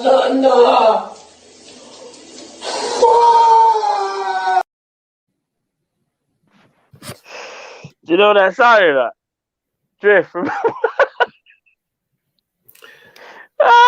Drift, remember the other day when we were speaking of, I think I'm coming for it yesterday, the day before, yeah, we was talking about VVD potentially coming back, and I think we spoke about the comment, and I said to you, it scares me that he could turn into what Vincent Kompany turned in at Man City towards the end, where you have that kind of one big injury, or for Kompany it's a bit different. He had quite a few injuries, and then your body just breaks down. Like you're still known as like the guy. He will always be Van Dijk. He will always have that. He'll give like fear to the opponents, but he will just never be the same. Like people need to understand something. You see, prime Vincent Kompany. Oh my word! Sorry to cut you guys. What did Virgil say? Because I've missed this. Oh yeah, you didn't hear. He said, "If I get back out on the field after this injury, I will like cherish every moment because you never know." Yeah. Oh, I think that's more to do with his Liverpool getting back. I think that's more to do with this season as well. Callum, he said, "If, bro, not when." Yeah. Remember, bro, it's the when you it better be misquoted. It better be misquoted. No, I don't think it is. Listen, when you're a footballer and it's your account, you're in charge of that. There's no PR thing unless it's like some deep thing you got to write. No, there are PR accounts that usually. No, there are, but to a certain extent. For example, PR aren't going to look at everything he says. If he says, "Oh, look at me this morning riding on the bike," I don't think PR have to ratify that. I think there's certain statements that he wants to make. Then that's when the PR team comes in. And that's why when I say to you, him saying "if," that says to me, that's Van Dijk. That's no Liverpool PR spin. This is coming from Van Dijk himself. Whether we want to look at it as he had to run into the basement with his phone so the PR man can't find him and send a message, albeit. But I'm just saying he sent that message, bro. And that message says to me, he's worried, he's concerned that I don't know how I'm going to be. But when I do, he basically said, I know I'm going to come back, yeah? But I don't know what it's going to look like. That's me. That's him being real. Because you can't I think that's fair, though. Yeah, you can't put a cap in it and be like, man, I'll be back, like, and I'm just going to be the normal Van Dijk. Like, it's just going to be like nothing's changed. He can't say that. Fair enough. That's worrying. Drifty Black Mr. Clean says, would you take Neto and Coletta over Haaland? Yes, we'd have a much better squad. I would. You've got to think about 3 quality players being better than just one quality player, Cal, surely. He's not just a quality player, though, is he? Hold on. He said Neto, Awar, and Collector. All right, so I'm just all right. That's literally all the positions that we need. And I'm just going to be straight with you. I rate Hosam Awar. I just don't rate him as highly as other people do. No, I agree with that. But if you add him to Neto and Collector Car, that's 3 positions in the team, Cal. Just over. Surely you take that over one. Surely. I don't know when it's Haaland. I don't know. Raw. Fair enough. People are saying Neto got injured today, and they're saying, "Oh, we can't sign him." Was it a bad injury? No. He apparently did get injured still. I wasn't going to say that. No. How bad is the injury? And people are saying, "Oh, we can't get him." What kind of injury? Oh, come on, man. Enough's enough, man. I've gone through enough. One sec. I still think it's a bit mad that you wouldn't take 3 players over one of that quality, though. That's 3 quality players compared to just one, bro. It is. It's Haaland, isn't it? Like the others aren't world class. I think Haaland is kind of there right now. People are saying it wasn't a bad injury. It's not serious. Oh, okay, cool. Whew. Monster Ahmed, guys, what's our wins stats at 3 p.m. kickoff games? I'll be honest, I really don't know off the top of my head. We don't get many 3 p.m. kickoffs. Yeah. Couldn't tell you the last time we played a 3 p.m. We can look into it though. Yeah, great question, Bo, by the way. Eaton says, blast up my Jamaican bros. With Milner and Genie possibly leaving, should we sign Jude Bellingham? Guy's a baller. He really is. Quality, we can't afford him this summer. Though. Yeah, I'm not even going to lie. He probably already has doubled his fee from 30 to 60. And then if you think about like Dortmund like to keep their players at least 2 seasons, that means he's got another season left, right? I reckon think that'd be good for him. I reckon Bellingham's going to be Jadon Sancho next summer, where people are talking about like 80, 90, 100 mil. He's a baller, you know, Cal. Dortmund, you know what? I have to sit there and take off my hat. And the reason why I can take off my hat to Dortmund as opposed to if we were doing this is Dortmund's game plan. Their game plan is to attract these younger players, build them up for a couple seasons, and then boom, sell them on and recoup and then re-go again. Like, they're not expected to win the league. They know that. If they win the league, it's a bonus for them. It's not an expectation. But they just churn. They keep on churning it out. Like, you have to rate what they're doing over there. Like, if I was 20, if I was 18, 19, and I knew I really wanted to take the next step in my career, and again, I'm a Liverpool fan. If Liverpool coming for me, then I'm always going to go Liverpool. Apart from that, Dortmund's my first destination. You get to develop out of the limelight in a great league. It's the perfect combination. Well, Bob, you got to think about it. You've also got Leverkusen, you've got Leipzig. There's quite a few German teams that's good to go as a youngster still. I know, but Dortmund does it like no one else. But like, Dortmund are the best at it. Yeah, Dortmund are the best at it. And I remember Man United were trying to get Bellingham, and he actually chose Dortmund, just like Haaland did, because I think people are starting to realize their development is important themselves. Yeah, like I actually think that they kind of know. Even Sancho, right? Yeah, apparently Sancho he did try and keep him, but he actually was like, "No, I'm going to go to Dortmund." Yeah, because you've got the gateway. Dortmund are very, very good. I would probably say the only club better at breeding youngsters is Ajax. That's probably the only club better than Dortmund at breeding youngsters.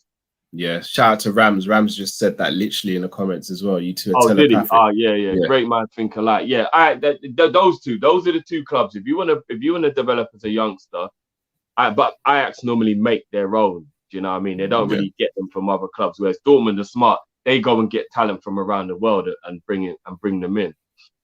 Yeah. All right. Next caller. Velvishwan, can you hear us? Yeah, I can hear you. How you doing, bro? Yeah, I'm good, man. How you guys doing? Not too bad, not too bad. Gonna start your 2 minutes now, bro. Not too bad, man. Yeah, we need to have a serious chat about Trent. I remember a few months ago, I commented a question asking, should Trent be moved to midfield? But like you guys said, shouldn't do it this season because he hasn't played enough. But bro, after that Madrid game, I think Trent is done as right back, in my opinion, because he's keep on making the same mistakes defensively, and he hasn't improved at all. Like, Vinicius didn't even do anything special. Let's be honest. He just darted past him way too easily, and is avoidable as well. And that's why I don't think Trent.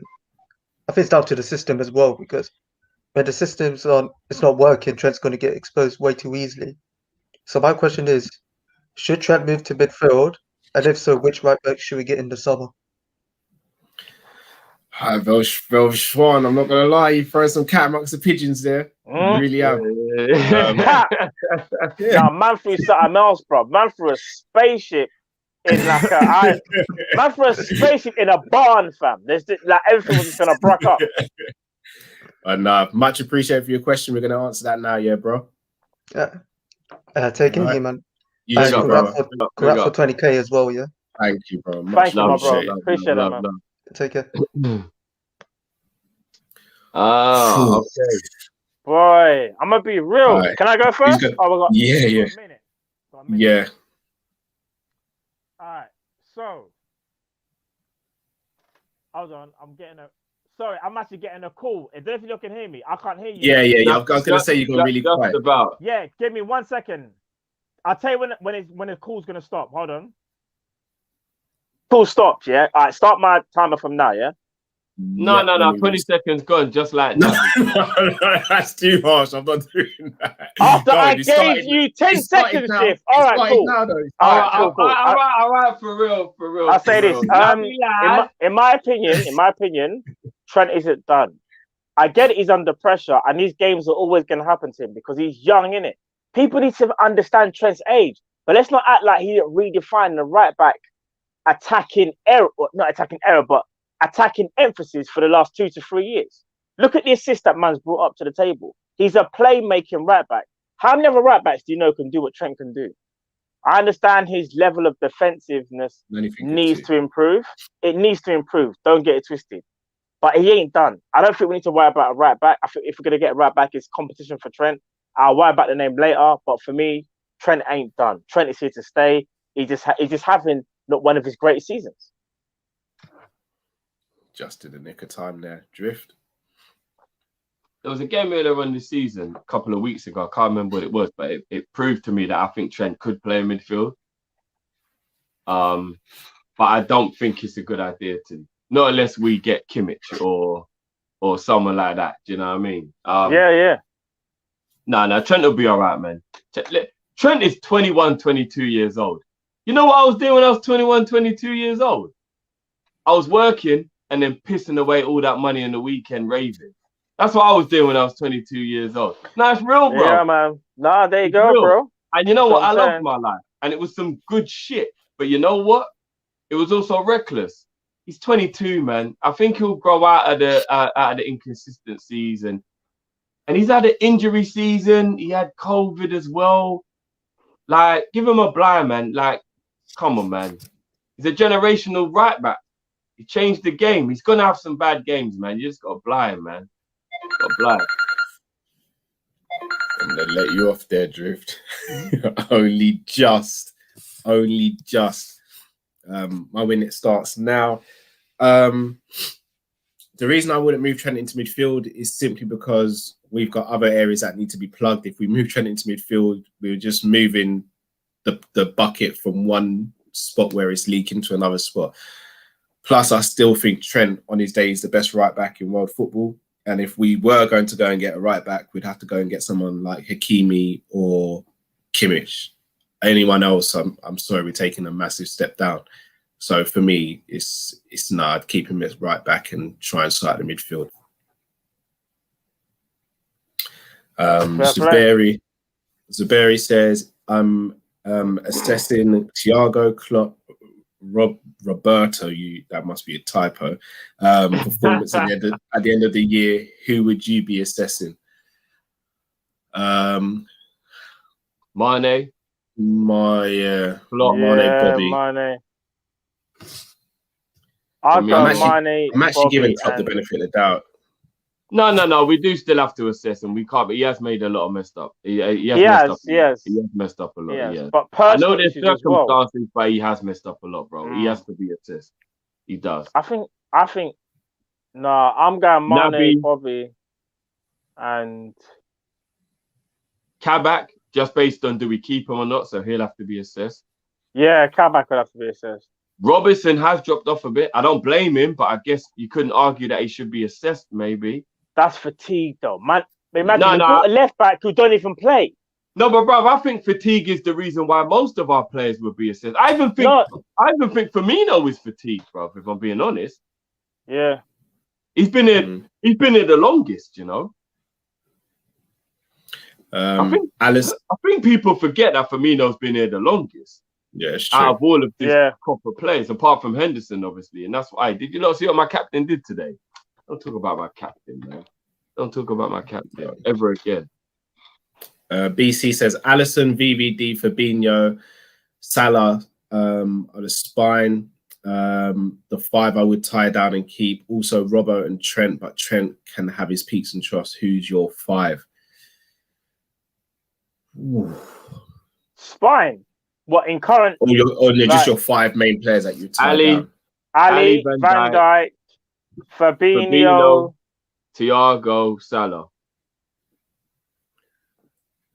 Hold on. Sorry. Van Dijk. Henderson, Salah. My bad. Sorry. I was gonna say no. Do you know what I even say? I say Alisson. Alisson. Got shot. I know I got caught up for a minute. I was gonna say you missed that one. Had to be Hendo. Yeah, for real. Got moved to on Monday, man. Just missed out. Sorry. Out of sight, out of mind. Out of sight, out of mind. My bad. Man, forgot about it. Because Herb Dean pulled you man off me, but you still kept on hitting me still. All right. Because Bruce Buffer was about to make the announcement you won the fight, and then you started whacking me up again. All right. My man can casually forget about Henderson as top 5. Yeah, all right. I corrected myself immediately. No, because I got rushed after the show by you and Matt as well. All right. When I was in hospital getting checked up on as well, you man rushed me again. It's all right. Went home to spend time with the family and that, then you man turned up in the yard and rushed me again. Man said we came in the hospital like Stone Cold. What about your bad foot? You rushed me again, but no, it's cool, man. Can just casually get in top 5. That's so cold, you know. Andre, what do you think about converting Ox to a backup right back for Trent? Hell no. No. Listen, it's not like I don't even know how to say it. Like, I like Ox as a player, what he brings and what he used to bring as well. But defensive contributions were never one of his strongest points. We sit here and say Trent is all great, but he needs to work on his defensive issues, so to speak. Could you imagine Alex Oxlade-Chamberlain at right back being isolated 1-on-1? And he's not even got one defensive like nous or instinct like naturally. Bruh, it'll be a long night for Ox. And I like Ox. Yeah. If we're going to keep him, if he does get kept, because I do like him, keep him in midfield. But yeah, not at right back. Agreed. No. Manchu, would you take Furlan Mendy for Robbo? For me, it's a no. Matt, Furlan Mendy is quality, but no. I see what Robbo can do to this league, innit? Like, I think what it is, people. I don't want us to lose sight of who we are because of one season. And if we get proved wrong next season, again, fair enough. But I like to think it's a blip, innit? Like, I do like to think it's just a blip in the matrix. It's a glitch, innit? There's no way we lose to Aston Villa 7-2, lose 6 games at home. Van Dijk's out for a season. Gomez out for a season. Matip's out for a season. God rest the people that have passed away this year as well. That's including Alisson's dad, including Klopp's mum. This has been a year that you just can't. I'm sorry, if you can't write this, you can't. You genuinely can't. So that's why I have to say these are mad circumstances, people. That's why I'm giving it another year for me to see where we really are or where we are. Sorry. Right, gonna bring the next caller. I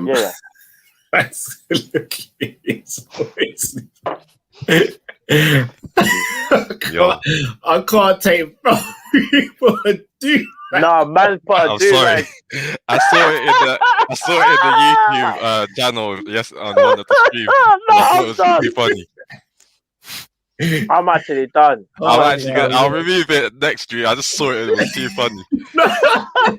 I'm just trying to take it serious, this conversation. I just keep on looking at myself with this team. Hey, that's legendary. Bro, that is legendary for real. And what makes it even better is that Cal don't do hats. For real. Man, put him in a do-rag. Boy, this is hilarious. LSC for Deja, 2 minutes start now, bro. Cool. I just wanted to, the season's been a bit peak for us. But I wanted to look at summer because obviously transfers, you know how it is with us. FSG move in a different way. Transfers, I don't try to get too hyped because I feel like it's kind of the thing where you get your parents give you the Argus catalog and you're looking through all the toys. They let you circle everything.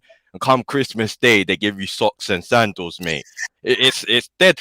You don't. I don't get too hyped with that. So, but I have to say one truthful thing is Trent. I feel he needs a defensive right back competitor, and here's why I say it, because in this system, if you look at Robertson, we've got Tsimikas, who is defensively inclined, and we've got Robertson, who's a bit more attacking, but is also very good defensively. I think Trent needs someone that's a defensive type of right back, so we have options. When we play 4-2-3-1, we have Firmino, we have Thiago, we have then Robertson and Trent. We have a lot of creative players already. So there is at times where we should have the option to be able to switch Trent out. If we need to play a bit more defensive at the back, yes, switch Trent out. And lastly, in 4-2-3-1, I'm not going to lie to you. I do feel that I would like to see Mane on the right. And why I say this is I feel Mane on the right could do defensive work that sometimes Salah doesn't go as deep as. Because I've seen times Mane has gone on the right to actually help out with Trent. And I feel on the right, he could work Salah as the ST until we get a proper ST. And then, you know, we work through that. I can see 4-3-3 being used against teams that actually play football against us, and 4-2-3-1 against teams that, you know, like we need to wall break. But that's pretty much it, to be honest. So thanks. Bang on. Oh, did you set your alarm as well? Yep. I ain't trying to get caught out. It's a love. That's quality. For real. Well played. Yeah, That's thanks, funny. guys. Cheers. I'll I'll let you guys go. Do me a favor, if you got me on Twitter, send me this picture that you've got up of me as well. Cool. I will, man. You have to have, you've got to add a nose stud, bro. I don't even... Sure, man. All right, cool, man. Thanks, nice guys. one, bro. Big up, bro. Take care, bro. Big up. Good questions again. Shall I go first in this one, guys? Yeah. 4-2-3-1 with Mane on the right. I'm good with that. I think that's a smart move. It could work. Left-hand side, obviously, I think we'd have to go Jota, and then Salah in the middle. So it could work. It's something that we've spoken about that we said we'd try as well. So I just don't like Salah as a striker, but if we don't buy a striker, then what choice do we have other than Jota? We don't have much choice, to be honest. Yeah. And then in terms of competition for Trent, yes, I've been saying that right back competition for Trent will not hurt him. It will improve him. Yeah. And it's someone to give him a rest as well. Like Klopp doesn't trust Nico enough to give Trent a rest or take him out of the firing line when he's out of form. And it'll be helpful for Trent's career, I think. So that's what I would do. Or we could use Gomez as a right back defensive backup. I was actually going to say that we do have a defensive right back in this Gomez. If you go back over the last couple of seasons, whenever Gomez is fit, that's actually like we went to the new camp and Klopp played Gomez because he wanted to be more defensive.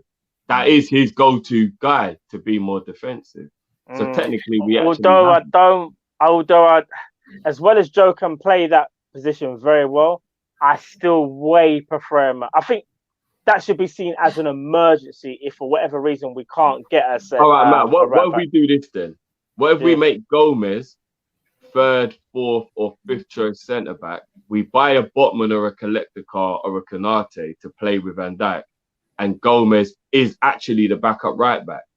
Like theoretically, because I actually think that defensively he's a very good right back. We just lose something going forward. But you want to talk about defensively, Gomez is actually a very good defensive right back. No, he is. If you're saying that there's a possibility that we can get a very, very good centre back. Say we bought Botman and Collector Car. Let's just go with like a realistic thing. Say we bought those two, but we didn't buy any right back. Would you be okay with Gomez being the backup right back and Collector Car Botman become 2 and 3 in the centre back role? Yeah, I think I would, because I think there's only going to be a handful of games where, because Trent hardly ever gets injured, so it's just mainly going to be from a tactical point where you're going to put Gomez there, innit? And we've seen Gomez play at right back. Defensively, as you said, I think he's sound. I just think attacking wise, you lose that. But I think again, I can accept that if we're getting another 2 players in that are of quality. Do you get what I'm saying?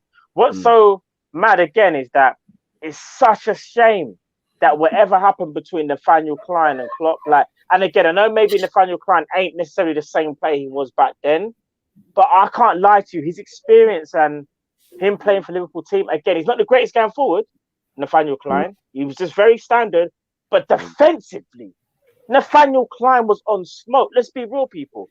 And people have short memories. I know we laud Andy Robertson, yeah? But let's not sleep on when Nathaniel Klein was at his peak. There was hardly any game I remember Klein getting ripped at all, you know? Like, you're talking very few and far between. We always used to say he's solid, 8 out of 10 every game. Every game. It was just the attacking senses that we lacked. The only reason why I think I'd be willing to accept Gomez as the backup right back is my worry about his injuries. Quality-wise, Gomez being our first choice centre-back's not a problem with me at all, but he's always injured. And there is a part of me that feels like if we got in 1 or 2 other quality centre-backs and Gomez became centre-back and right-back, I would get why Klopp would go down that road. It would hurt me because I love seeing Gomez playing next to Van Dijk, but the injuries, he is injured all the time. Like, we can't even deny he's injured all the time.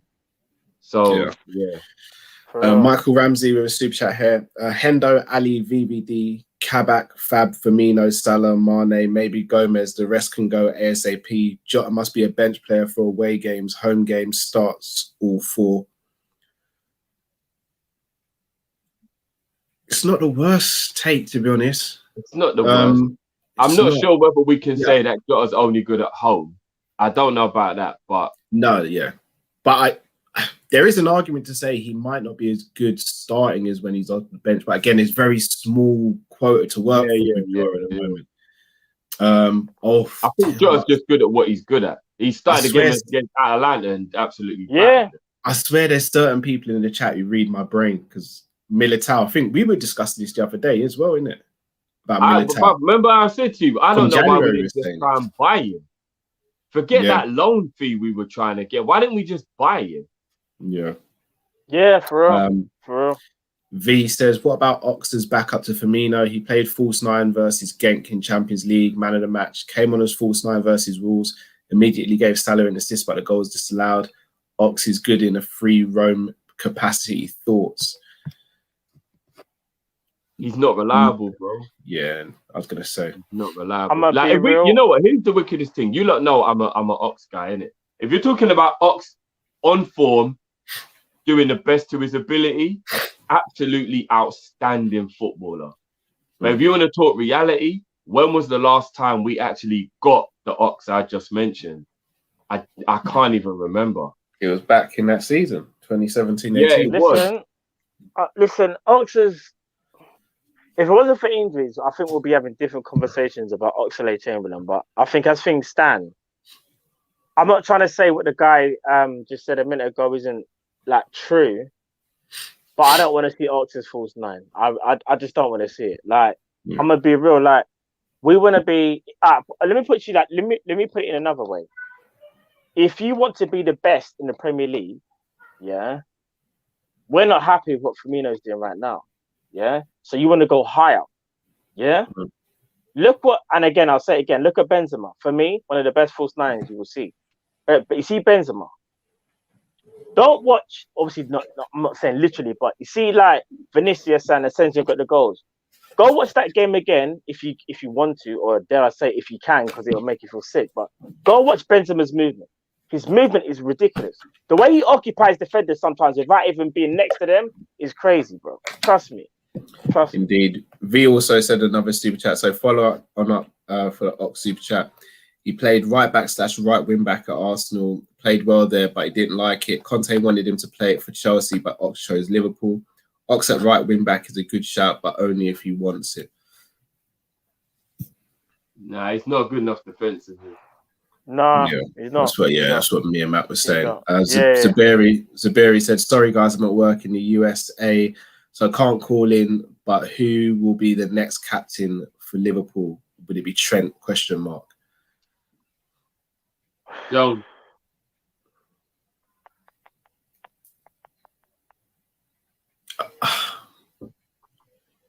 Henderson's depends how. grooming. Henderson's You know grooming what? Jones already. Don't get too. I think it depends how quick we're talking of the turnaround, though. I was gonna say, because let's say, for example, I think Henderson's got another 4 years in him. At least you know, three. At least. I three. would have said Van Dijk, but they're the same age. Yeah. They're the same age. Because I think Klopp looks to him a lot, kind of thing. But it has I to would be go one of Robbo. these. No, see, I think Robbo is built for it. Maybe even better than Trent. But I think Trent, being a scouser as well, just kind of he kind of embodies Liverpool. If that makes, he embodies them. But when Whereas you lot just saying the other day that you feel like Trent loses his head too much, you can't be captain like that. No, He's still that young, is though. true. He's still young, though. He's still young. Remember, we saw Curtis about to kill someone in the Yeah, look at the age. Look at the age, for real. They Remember, are allowed to get away with that at this age. in 4 years, Trent will be like 25, or do you know what I'm saying? So that's fine. Like, you're 25. You're 25 years old. But can't make a break. Trent. Bro, Trent will be 23 next year, bro. Hold on. How old is Trent again? He's 22, bro. 25. You just dashed away a couple years of man's life. Yeah. No, because I said in 4 years he'll be. What did I say? In 4 years he'll be how old? Sorry? I thought you said next season he'll be 25. No. I said 4 years. 4 years. Yeah. No, I said 4 years. You'll You be be 4 30. years. You'll be 26 in 4 years. Yeah, sorry, I said 25 because I thought it was 21. So I My thought you bad. said next season. I thought I was just dashing away man's life like that, bro. No, you made me think now. What the hell did I just say? No. That's what I'm saying. Like, so in 4 years, yeah, I think he hopefully would have matured by then.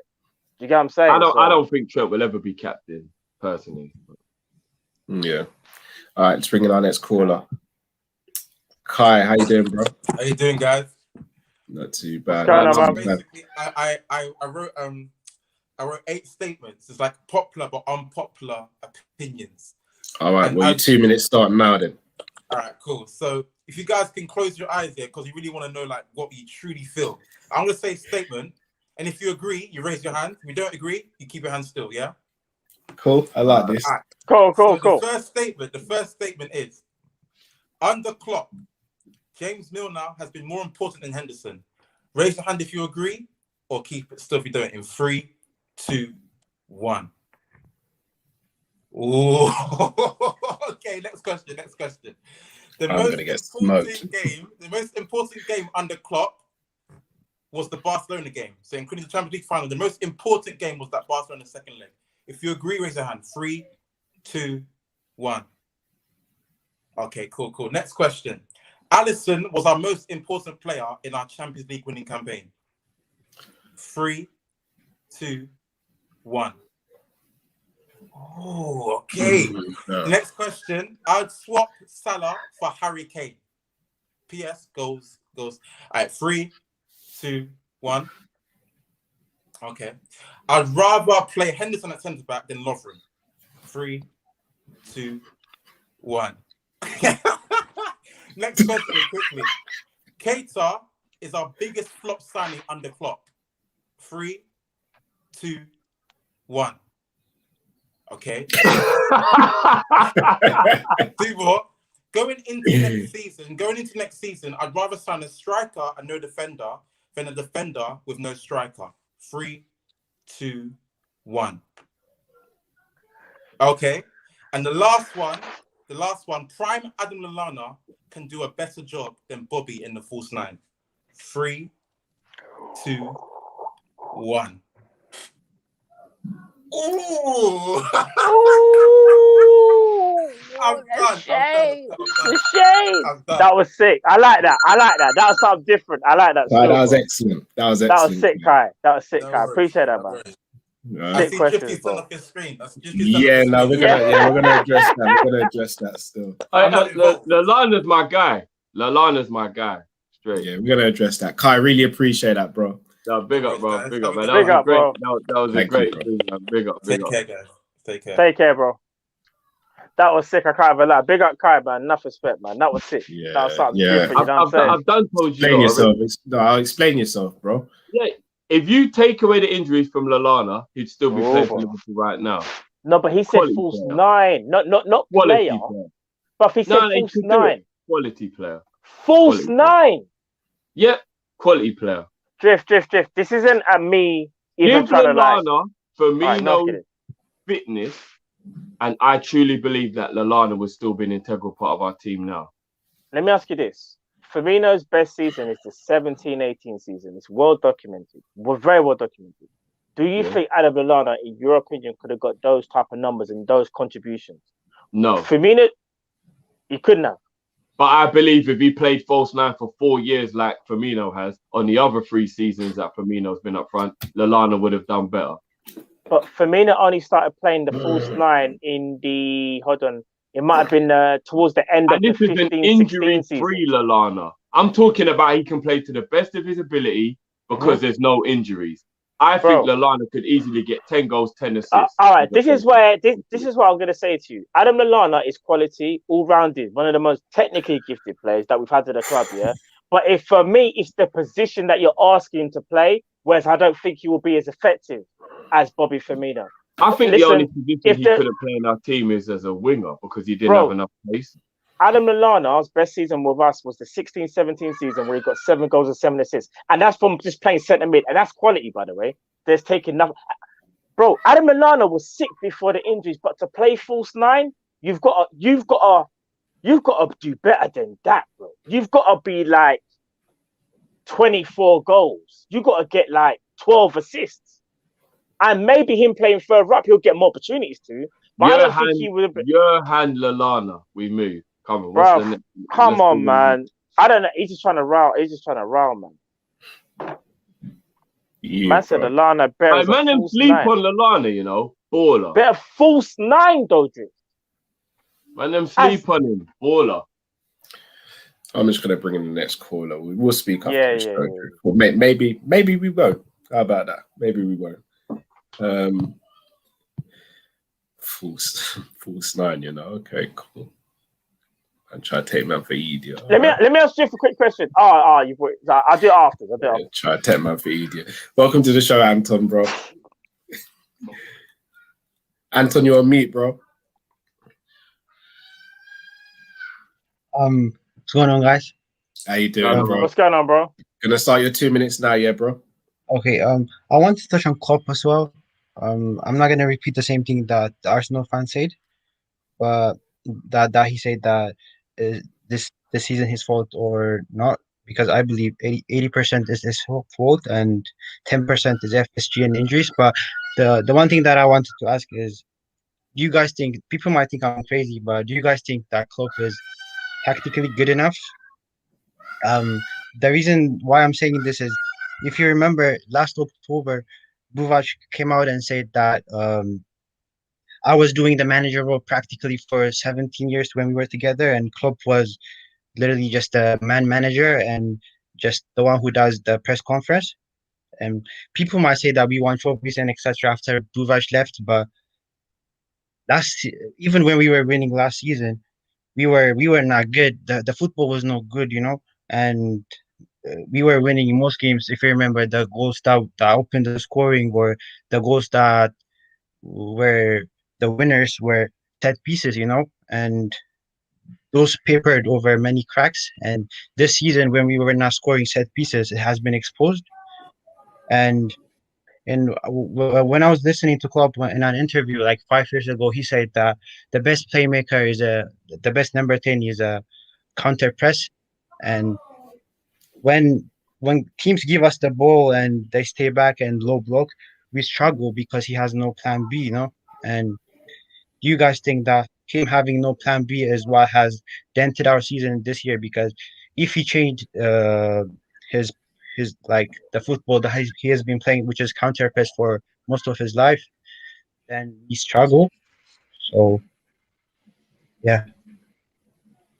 All right, so Anton, just quickly, you basically what you're asking is, you're asking us, whether we think Klopp is tactically at a certain level. Is that your main point? Yeah. Like, all right, cool. For example, if he scraps the high line this year, we don't counter press or press anymore. So that's why I think that he's not changing the high line anymore, because he has no plan B. If he changed it, then he has to change his entire football that he has been playing for the last 10 years or something, you know? Yeah. Okay, cool. Fair enough. Fair enough, Thank you, fair Anton. enough. Thank you, Anton, my bro. All right, then. Cool. We'll answer that now. Can I just say in the comments though? So, guys, like obviously I'm not gonna keep this going for long, but Anton's come on the stream tonight.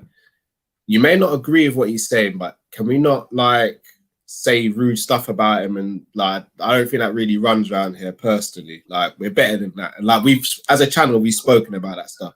You might disagree with what Anton said, but let's not take it over the top now, people. Yeah? For real, no, for real. Like, let's do better than that. Like, we're all part of the same community here. Let's do much better than that. And yeah, again, I mean, I'll go first.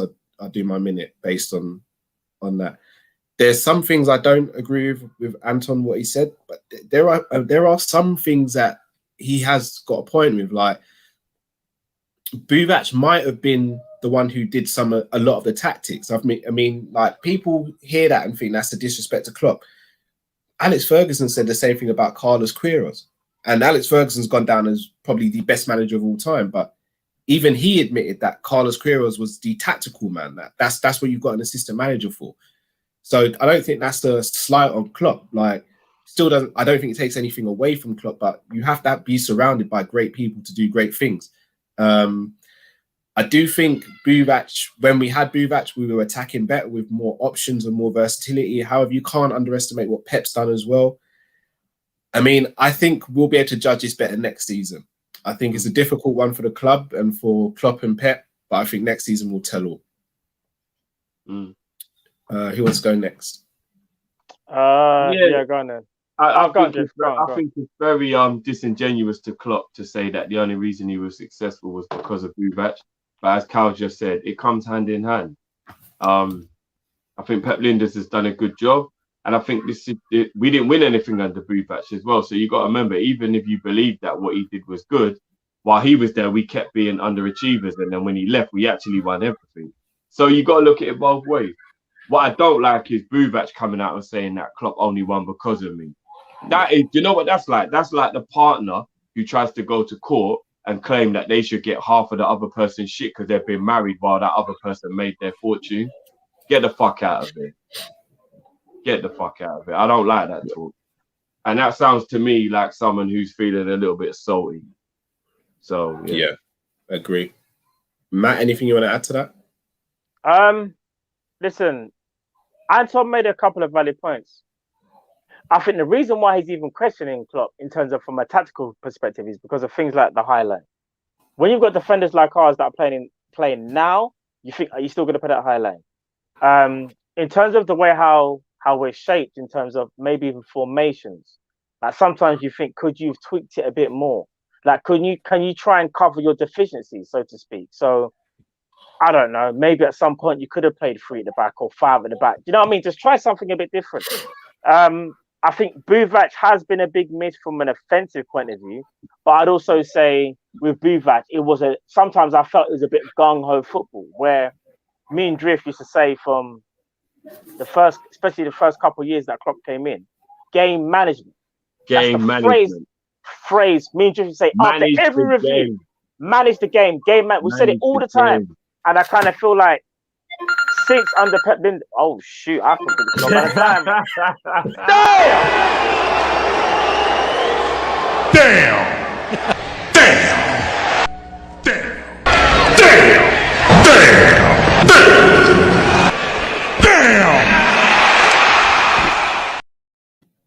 I forgot about the timer. Damn!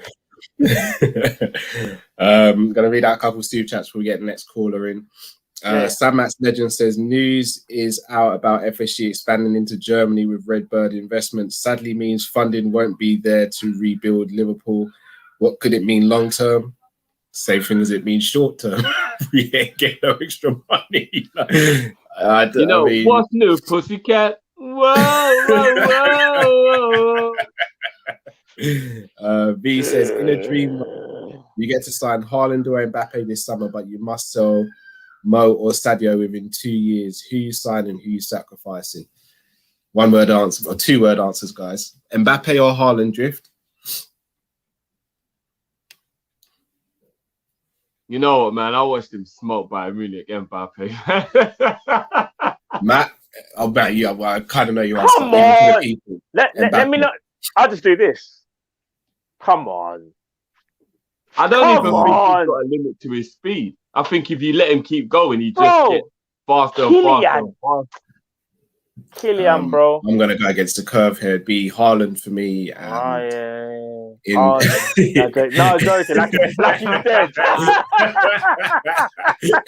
Like Haaland's dead, you know. Yeah, Haaland, yeah. That brother there. All right, who are we sacrificing? I'm gonna say Mane. This is in 2 years' time, by the way. This is not now. So I'm not answering that question. So. You have to drink. I'm gonna be real. It's gonna have to. I love Mane and Salah, yeah, but who would you punch in the face? Your brother or your sister? No one.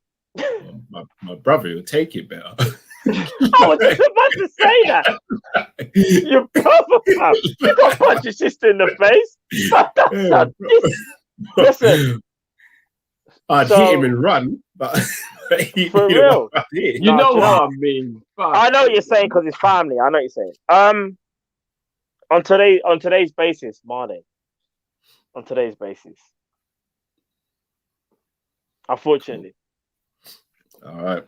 Next caller. Hi guys. Can you hear me? What's going on? How you doing, Jamal? Yeah, bro. Yeah, I'm good. Guys, congratulations on 20K. Thank you, bro. Much appreciate that, man. Yeah, I'm gonna start the timer on you now, yeah, bro. Yeah, no problem. I just want to say, Callum, I like how you bring up Curtis Jones because I think Drifty had words with him. That Curtis nearly killed that youth, you know?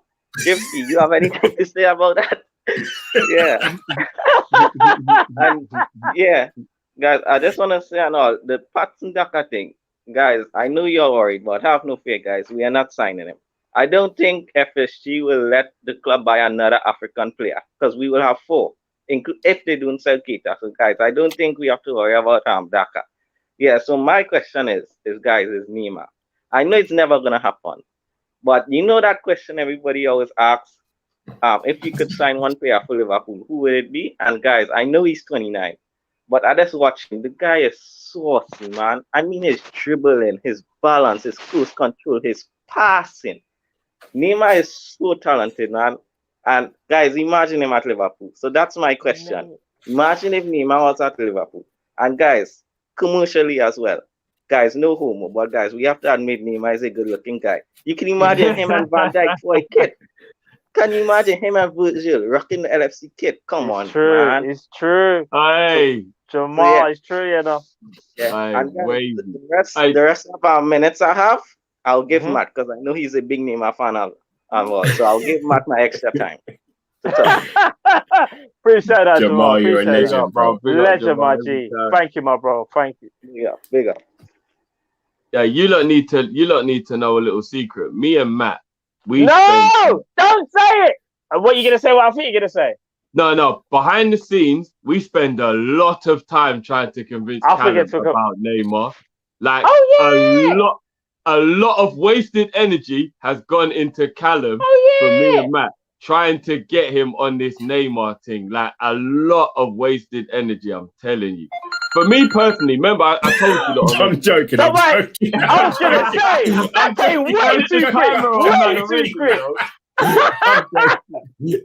For me personally, Neymar, I get why Callum doesn't like Neymar's. I'm starting your 1 minute now, though. I get why Callum doesn't like Neymar's attitude and application because it can be completely unprofessional. I do understand that. But we're talking about talent. Ronaldinho and Big Ron are the only 2 people I think can talk to Neymar in terms of naturally gifted. And you know what? I put my neck on the line and I'm even saying over your Ronaldo, Cristiano and all them man there. Neymar, when you're talking about natural ability, the boy's on another planet. Don't watch the theatrics. Don't watch all of that. He's on another planet. I personally have gone off of that whole his attitude might ruin the dressing room. I don't really give a shit, to be honest with you. If I watch Neymar in the Liverpool kit, I will lose my fucking mind. If I saw Neymar in the Liverpool kit, I would lose my fucking mind. Go on, Matt. Let me. I got 1 minute 10. Yeah. Yeah. Well, yes. All right. Jamal, I'll make you proud. You see Neymar. I don't care about the month of February that he has off. Don't care. Yes, he gets injured. Yes, he goes to his sibling's birthday. Yeah, every year without fail. But let me tell you something right now. His record for PSG is actually fake. I didn't realize how sick it was. Yeah, bro. This man, when it comes to the big occasion, let's not sleep that Neymar doesn't do a thing. Are we all going to sleep on the fact of when Barcelona played PSG all the years ago? Who was the catalyst? Neymar. Yeah? Okay, boom. What did Neymar do the other day? He just showed you a little bit of glimpse of what he could do. Can you imagine Neymar playing as a left winger or a number 10? He can do both. He can shoot from outside the box if he needs to. But you see this whole low block thing that we're all getting carried away with in terms of, they got to shoot. Why not if a man just can't take it around two people that low block's already crumbled? How about that? This is Neymar in a number 10 shirt or 11. Don't really care. Neymar at Liverpool will be flames. Like, I'm going to be real. Flames. Listen, bro. You know what's mad, yeah? For all the people who agreed with Cal that Henderson should be dropped, let me ask you how you feel about this midfield. Fabinho, Thiago, Neymar in a 4-2-3-1. Tell him again. What are you saying, Cal? Now, do you know what Cal would do, Drift? Do you know what Cal would do? He'll be like, I'm gonna change the formation. I'm gonna find a formation where basically Bobby Firmino plays the 10.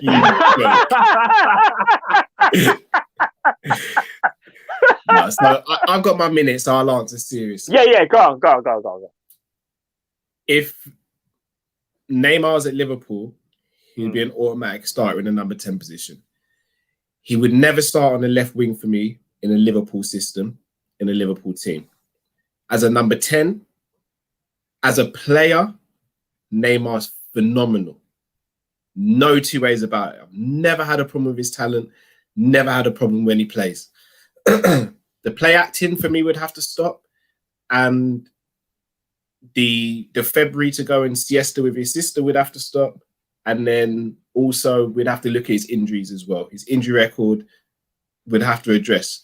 As a player though, he walks into our team as a 10. There's no two ways about it. Like, the guy's phenomenal, man. I just don't know if he'd work in our system in any other position apart from a 10.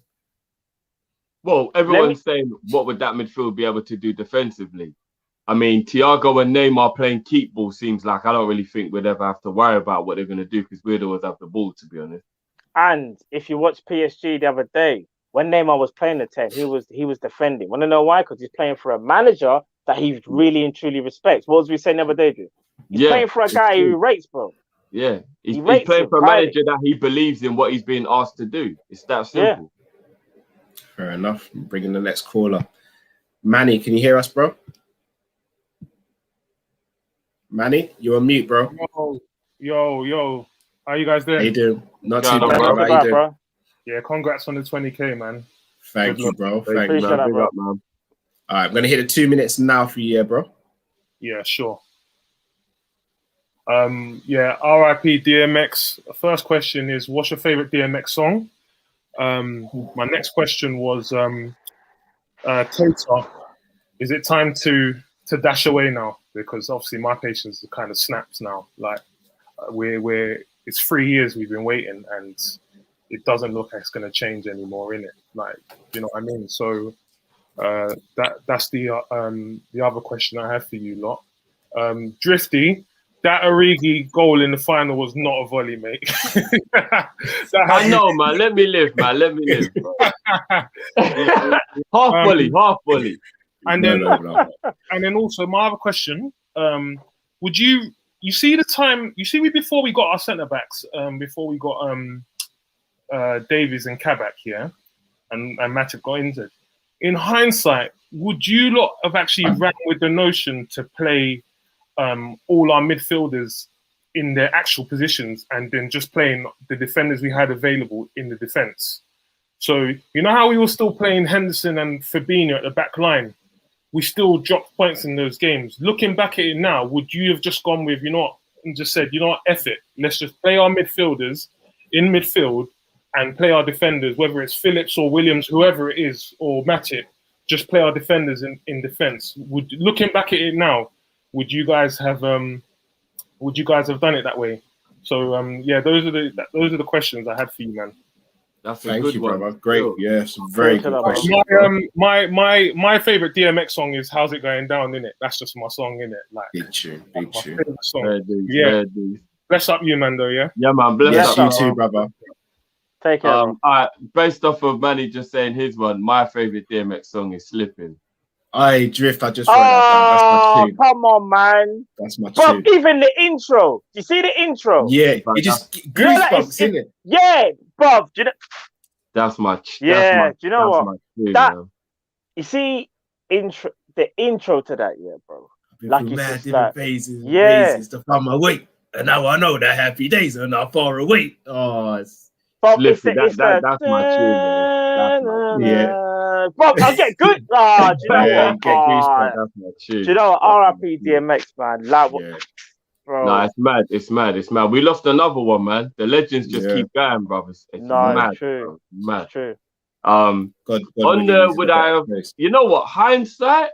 All right, 1 minute starts now. Then, Drift. Yeah. Hindsight. I gotta be honest with you, man. He's right.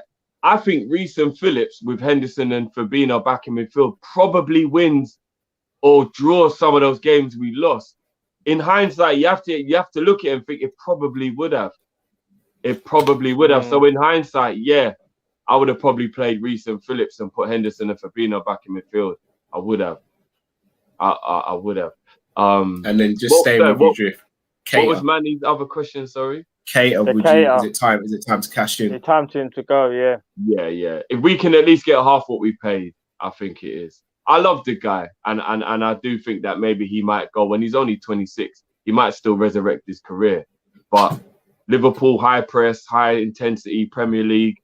I think Cater needs to go Italy or Germany. I think he needs to go where it's not strenuous on his body. Fair enough. I'll quickly go, Matt, if that's all right. Yeah. I literally agree with everything Drifty just said. My favorite DMX song is "Slipping." I do believe we have to cash in on Cater, and yeah, I do think we should have played midfielders in midfield and tried the defenders a bit more at centre back. Floor is yours, brother.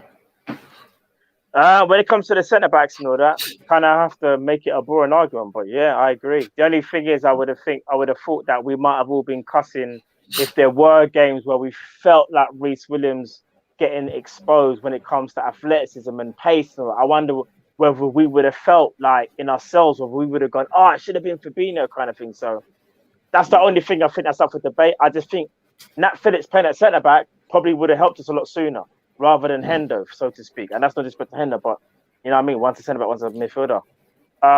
Yeah, who do you guys know about the DMX Slipping? That's the tune for me as well. And do we cash in on KR?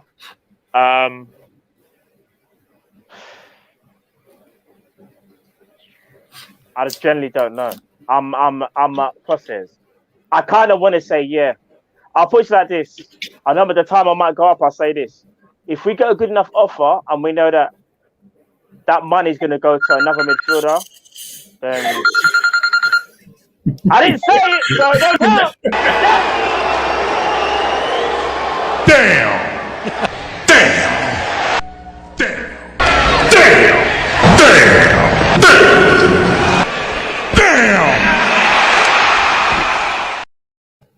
Sorry, Matthew. Rules are rules. No. Bro, of course. I played by those rules. Wow, the title came out of nowhere.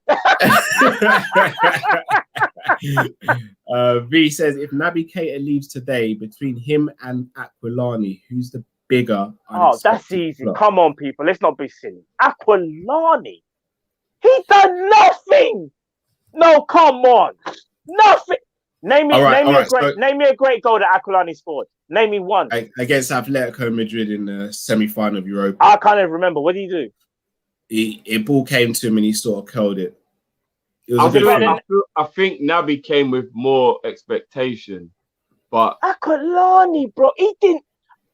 All right, so this is what I was gonna say. This is what I was gonna quickly say as well. I know Naby Keita's career for Liverpool let's be real, hasn't lived up to expectation whatsoever.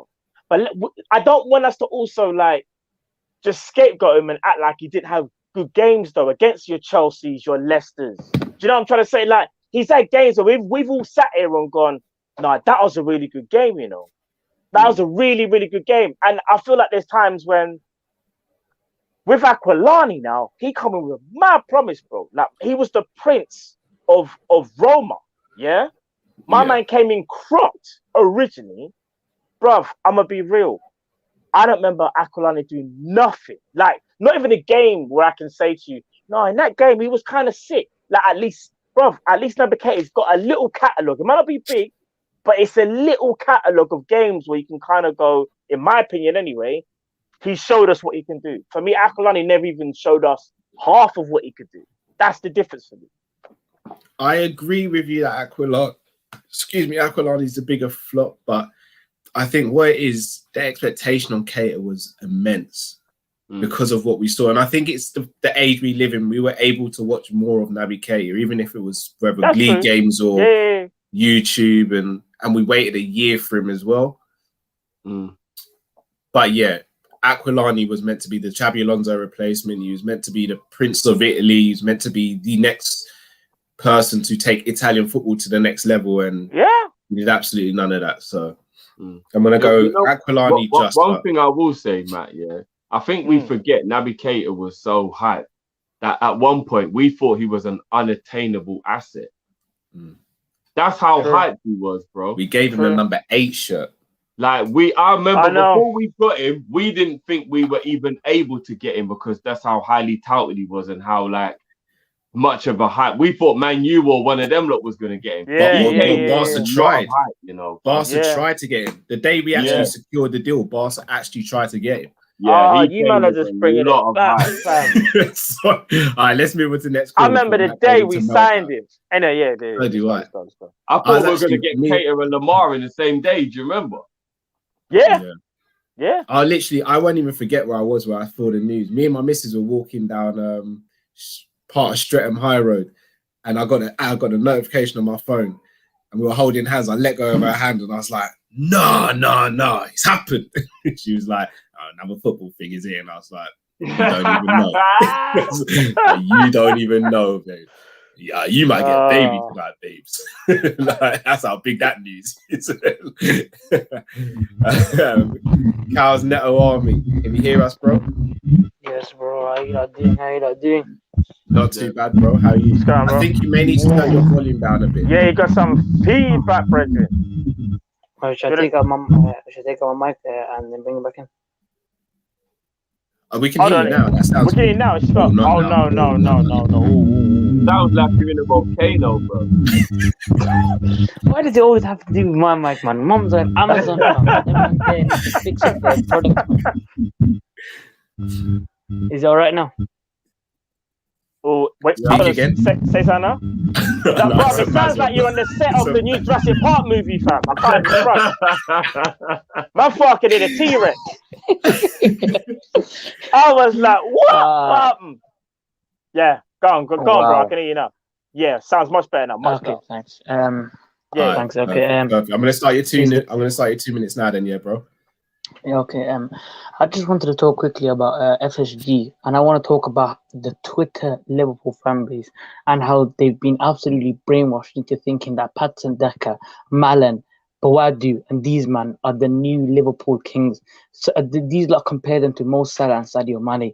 Brothers, we were going for top 4, and we were a top 6 team. We were nowhere near Man City in the 17-18 season. We were 30 points behind them and then we got Naby Keita, Alisson, Fabinho, and then we jumped up to 97 points. We are already at a level right now where we are top 3 teams in the world, and now they're comparing us to Patson Daka and Daniel Malen. I cannot understand it. Right now we should be talking about Messi. He's leaving Barcelona this summer. We should be the team going after him. Hello? We should be going after Messi. We should be going after Neymar. We should be going after Harry Kane. And we're now going for Bawadu and bloody Patson Daka. And the worst part is you have some people in this fan base that will say Patson Daka is the next. I heard Patson Daka is the next Samuel Eto'o. Oh. Oh gosh, I've not heard that personally. Sorry, I have. So my question to you guys is this: what has happened to the Liverpool fan base? And has FSG, and I personally believe FSG workers have put themselves like there are some fan accounts on Twitter that have like 70, 80K followers, but only have they follow only 2 people. I think that those guys are FSG fanboys that just spread all the bloody things of what FSG want, the people that FSG want to put the the fans want to hear, and that's just peeing me off. It just pees me off, man. We should go for Messi this summer. I know Messi maybe is so unattainable, but that's the type of play we should go for. We can't create, we can't finish, we can't do anything. Oh my God! I know, you know what you were seeing it. Damn!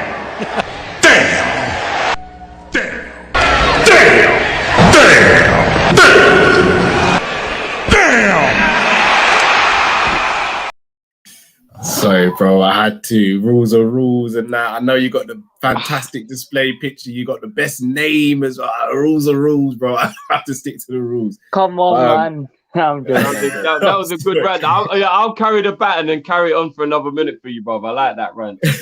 I know. Cows Army, it's always a pleasure, and obviously we'll catch up as well, man. Good up, man. Bless up. You too, brother. Take care. Yeah, go on. He's spitting nothing but facts. He's spitting nothing but facts, man. Cal says it all the time. I say it all the time. Why are we not involved in these conversations?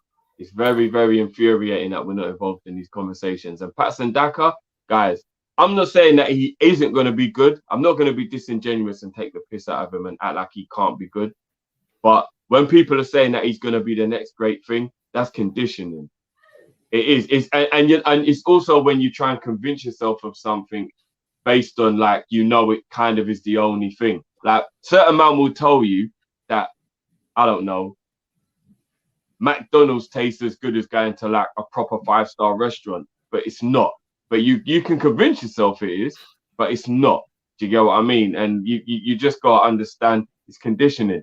Patson Daka is not like, man, he's scoring against like pharmacists and like and flipping personal trainers and that in the Austrian league. Like, I mean, come on, man, let's keep it real, man. He's banging in hat-tricks, but who's in goal?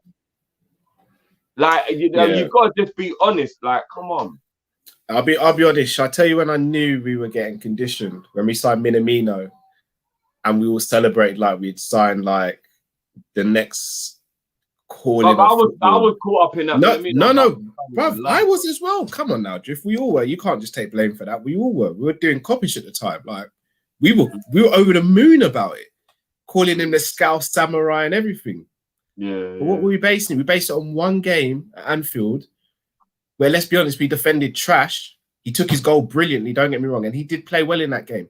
But how many players have we seen down the years come to Anfield and play well because they know that this is one of the greatest teams? Well, to be play fair against? to him, he played well in the whole campaign. But like, yeah, I know what you mean. It was only a few games we were basing our views on. Yeah. Tyler, same as Haaland, you man are talking nonsense. Haaland's doing it at Borussia Dortmund and he was doing it on the international scene as well. So again, like, and if you not remember, didn't Daka flop against us in that game that Haaland scored? Well, Daka played against us in the pre-season and scored 2 goals against us. But then didn't he miss a header in the Champions League game? Like a clear header. I honestly can't remember off the top of my head. Shall I tell you what it is? I think Daka's good. Daka's a signing that I'd have been over the moon with if we signed him in 2016-17 or 17-18. In 2021, he's not a signing I'm going to be over the moon with unless we follow it up with someone like an Mbappe or Haaland. I'm being completely honest with you guys. No, like, I agree. I said it to the people earlier. Who's better, Daka or Lacazette? He reminds me of Lacazette. Not crap, but just not it. Do you get what I mean? Like, but yeah. All right, bring on our last call of the evening. Scoop, last but definitely not least. Can you hear us, bro? Yeah, I'm good. Kopish, always a pleasure. What's happening? Always a pleasure, my bro. What's going on, bro? All good, all good. Just a quick one before I start. Drifty, I know you mentioned you didn't want to go into the Sun debate blind, so I'm gonna give you 1 week to prepare for that one. Okay. Here ready? we go. I'm coming next week for you. Here we go. But yeah, this week it will be I want to discuss what we should do in the summer. So when you guys are ready, start the countdown. All right, I'll start it now. Go for it, bro. Alright, so watching you guys argue about whether Mane or Salah were our strikers the other day, and I was kind of caught in the middle because I kind of agree with Matt and Cal that they are from like a heat map point of view, but I also agree with Drifty that ultimately they are our wide forwards, and the stats kind of show that as well. I think since Mane's been at the club, he tends to like attempt 2 dribbles per game, which is way more than any top level Premier League striker. I'm talking about your Vardys, Aubameyangs, Kane, Lukaku, Prime Costa, Prime Rooney. Literally, the only strikers that average the same or more are Prime Guerrero and Prime Suarez. And with Salah, he averages more passes than most strikers, again, except for Suarez. I think even if you look at Firmino, despite him being a false 9, Salah even has him beat for more passes in like 2 out of 4 seasons they've been together. So I think Drifty is well justified when we come away from a game frustrated because Mane and especially Salah keep losing the ball and they don't really compensate by being efficient in front of goal. But at the same time, I kind of get where Callum was coming from, where he was saying that we expect too much from our strikers. So I kind of feel like we need to redesign our attack. And when sort of thinking about what we could do in the summer, I was really inspired by the Arsenal model from the early Arsene Wenger years. And that's mainly because I was watching Gary Neville's Soccer Box with Henry and Pires, and they were all saying that the left was the playmaking side and the right side was the crutch. Nice. So I'm thinking if we bought Grealish, play him as a 10, and then we got Sam Maximan because I think Newcastle are going to get relegated, and then we had Robbo doing marauding wrongs down the left-hand side, I think that could work in terms of balance. With Grealish, similar to Henry, he's comfortable in the middle, but he loves to drift to the left. And Sam Maximan is like a top 10 dribbler in the world, in my opinion. They would increase the creativity in our side, and they'd go, oh, crap. No. You know what? I'm going to play the damn only because it's rules, but I'm going to let you go as well, Scoot. Damn! So you got a shortened one. I'm gonna let you land. Cool. Thanks, Callum. Appreciate it. So yeah, I just think in a nutshell that they're gonna create increase the creativity on our side, and they're gonna create a partnership, kind of like a triangulation. And I think that's really important because we don't really seem to have partnerships in our team anymore. Our attacks are very sporadic, and I think that way on the right hand side you've got Salah, Mane, or Jota having less responsibility and doing what they do best, which is making runs into the box, and also covers their technical deficiencies as they're not on the ball as much. Done. Scoop. I like it. You're a bloody scholar, you know. You're an absolute scholar.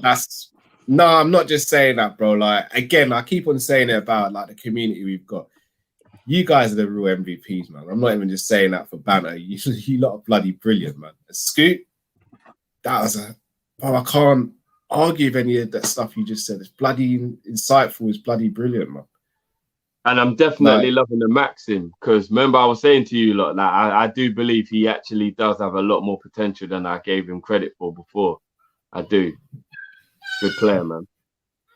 Yeah, I just think in a nutshell, like he's extremely skillful, and I think if we're gonna be realistic, I think either him or Eberechi Eze, but with Eze, he's just landed at Crystal Palace. I want to see him like develop a bit more. With Maximan, I think the time's right because Newcastle are probably going to get relegated. So I feel if we got him, it would massively increase the creativity we've got in the team.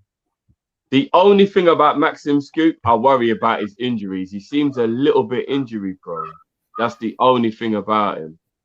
Yeah. But I guess my way around that is obviously with the formation I'm thinking of, it's a 4-2-3-1. So say Maximan is injured, Grealish is comfortable on the left, and then we can bring Firmino in as well. So we're kind of covered that way. Jeez. Yeah, fair enough. Right. You know what? A couple people have been saying how great your call is, and all that scoop. So again, I hope the other callers don't feel disrespected, but I've only got to do this just to pay homage.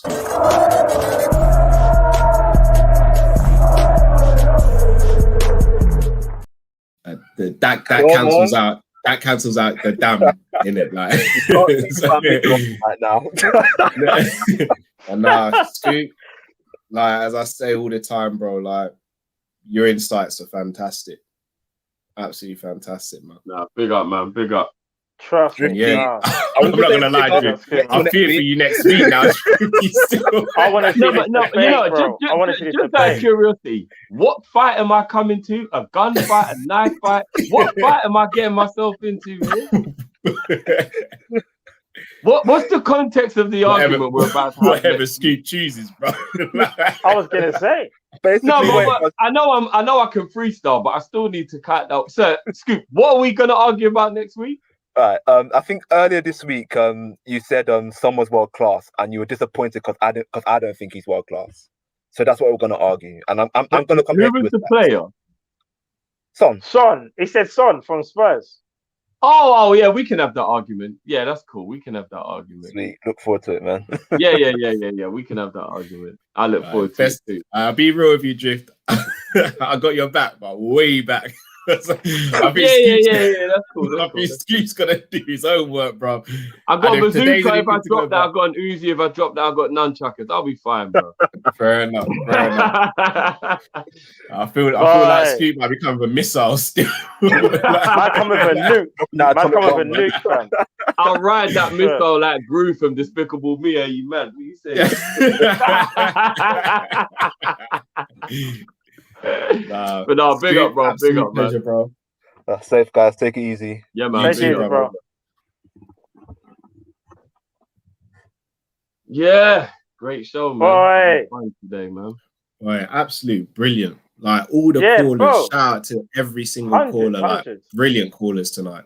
As always, like we don't just say this. This is our favorite show. Like this is our favorite show. By far. Like by far as well. We can't prepare for this show because we don't know what you guys are going to ask us. We have to think off the cuff. I was going to say, it brings the best out of us. So obviously, that's for you guys to judge. I hope it does. But yeah, really enjoyed tonight. Obviously, if you haven't already checked out the Aston Villa preview, make sure you do that with Dave LFC Chats. Really good episode. Obviously, we're back tomorrow, straight after the game. No, we'll be back tomorrow, just before the game on Instagram. Just before the game, time it is on Instagram, and then straight after the game, we'll be back here on YouTube, Twitch, and Facebook. So make sure you join us as well. Guys, anything you want to say before we take the people out? Get the fucking job done tomorrow, man. Yeah, enjoy your Friday night, but let's just turn up tomorrow, man. And remember the last time everyone said they wanted revenge? Madrid bent us over. That means they've double penetrated us. I don't like that. Bro, Drift. Whoa. So right now you see Villa. Villa needs to get it. Villa needs to get it. I'm sorry. Villa needs to get it. Shout out to Mons from Big Six Fan. Drift, we need to talk about Mane. I'm not gonna lie, Drift. You're in a fiery line, right? I know. Man's ruffling the fan base. You know what I feel like? I feel like Kevin Costner right now, bro. Just taking bare bullets, bodyguard settings, bro. I'm just out here diving in front of man, just taking bare bullets, bro. But you know what? Mane, Origi, Hendo, you lot know that's my guy. I'm backing a man there all day, every day, man. Yeah, I'm saying. Right, so it is what it is. Man wants to bring Son involved.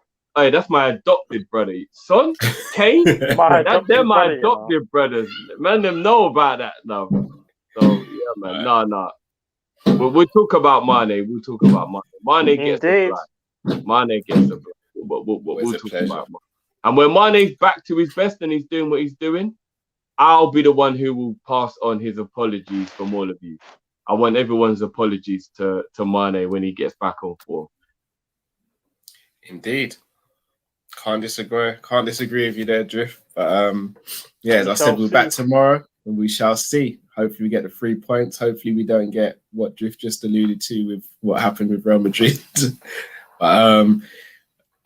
Mont says if Mane returns back, he's going to shave off his hair. Right. Yeah, but he's got a good hairline, bro. That ain't a sacrifice. No, Drift it is. You look, I'm speaking as a man who's still He's got a got a hairline. good hairline, bro. Man, what, a week and he'll be back. Come on. Now, what I want you to do is I want you to do a mullet. You say wet the hair and just let it slip. Man said a mullet, you know.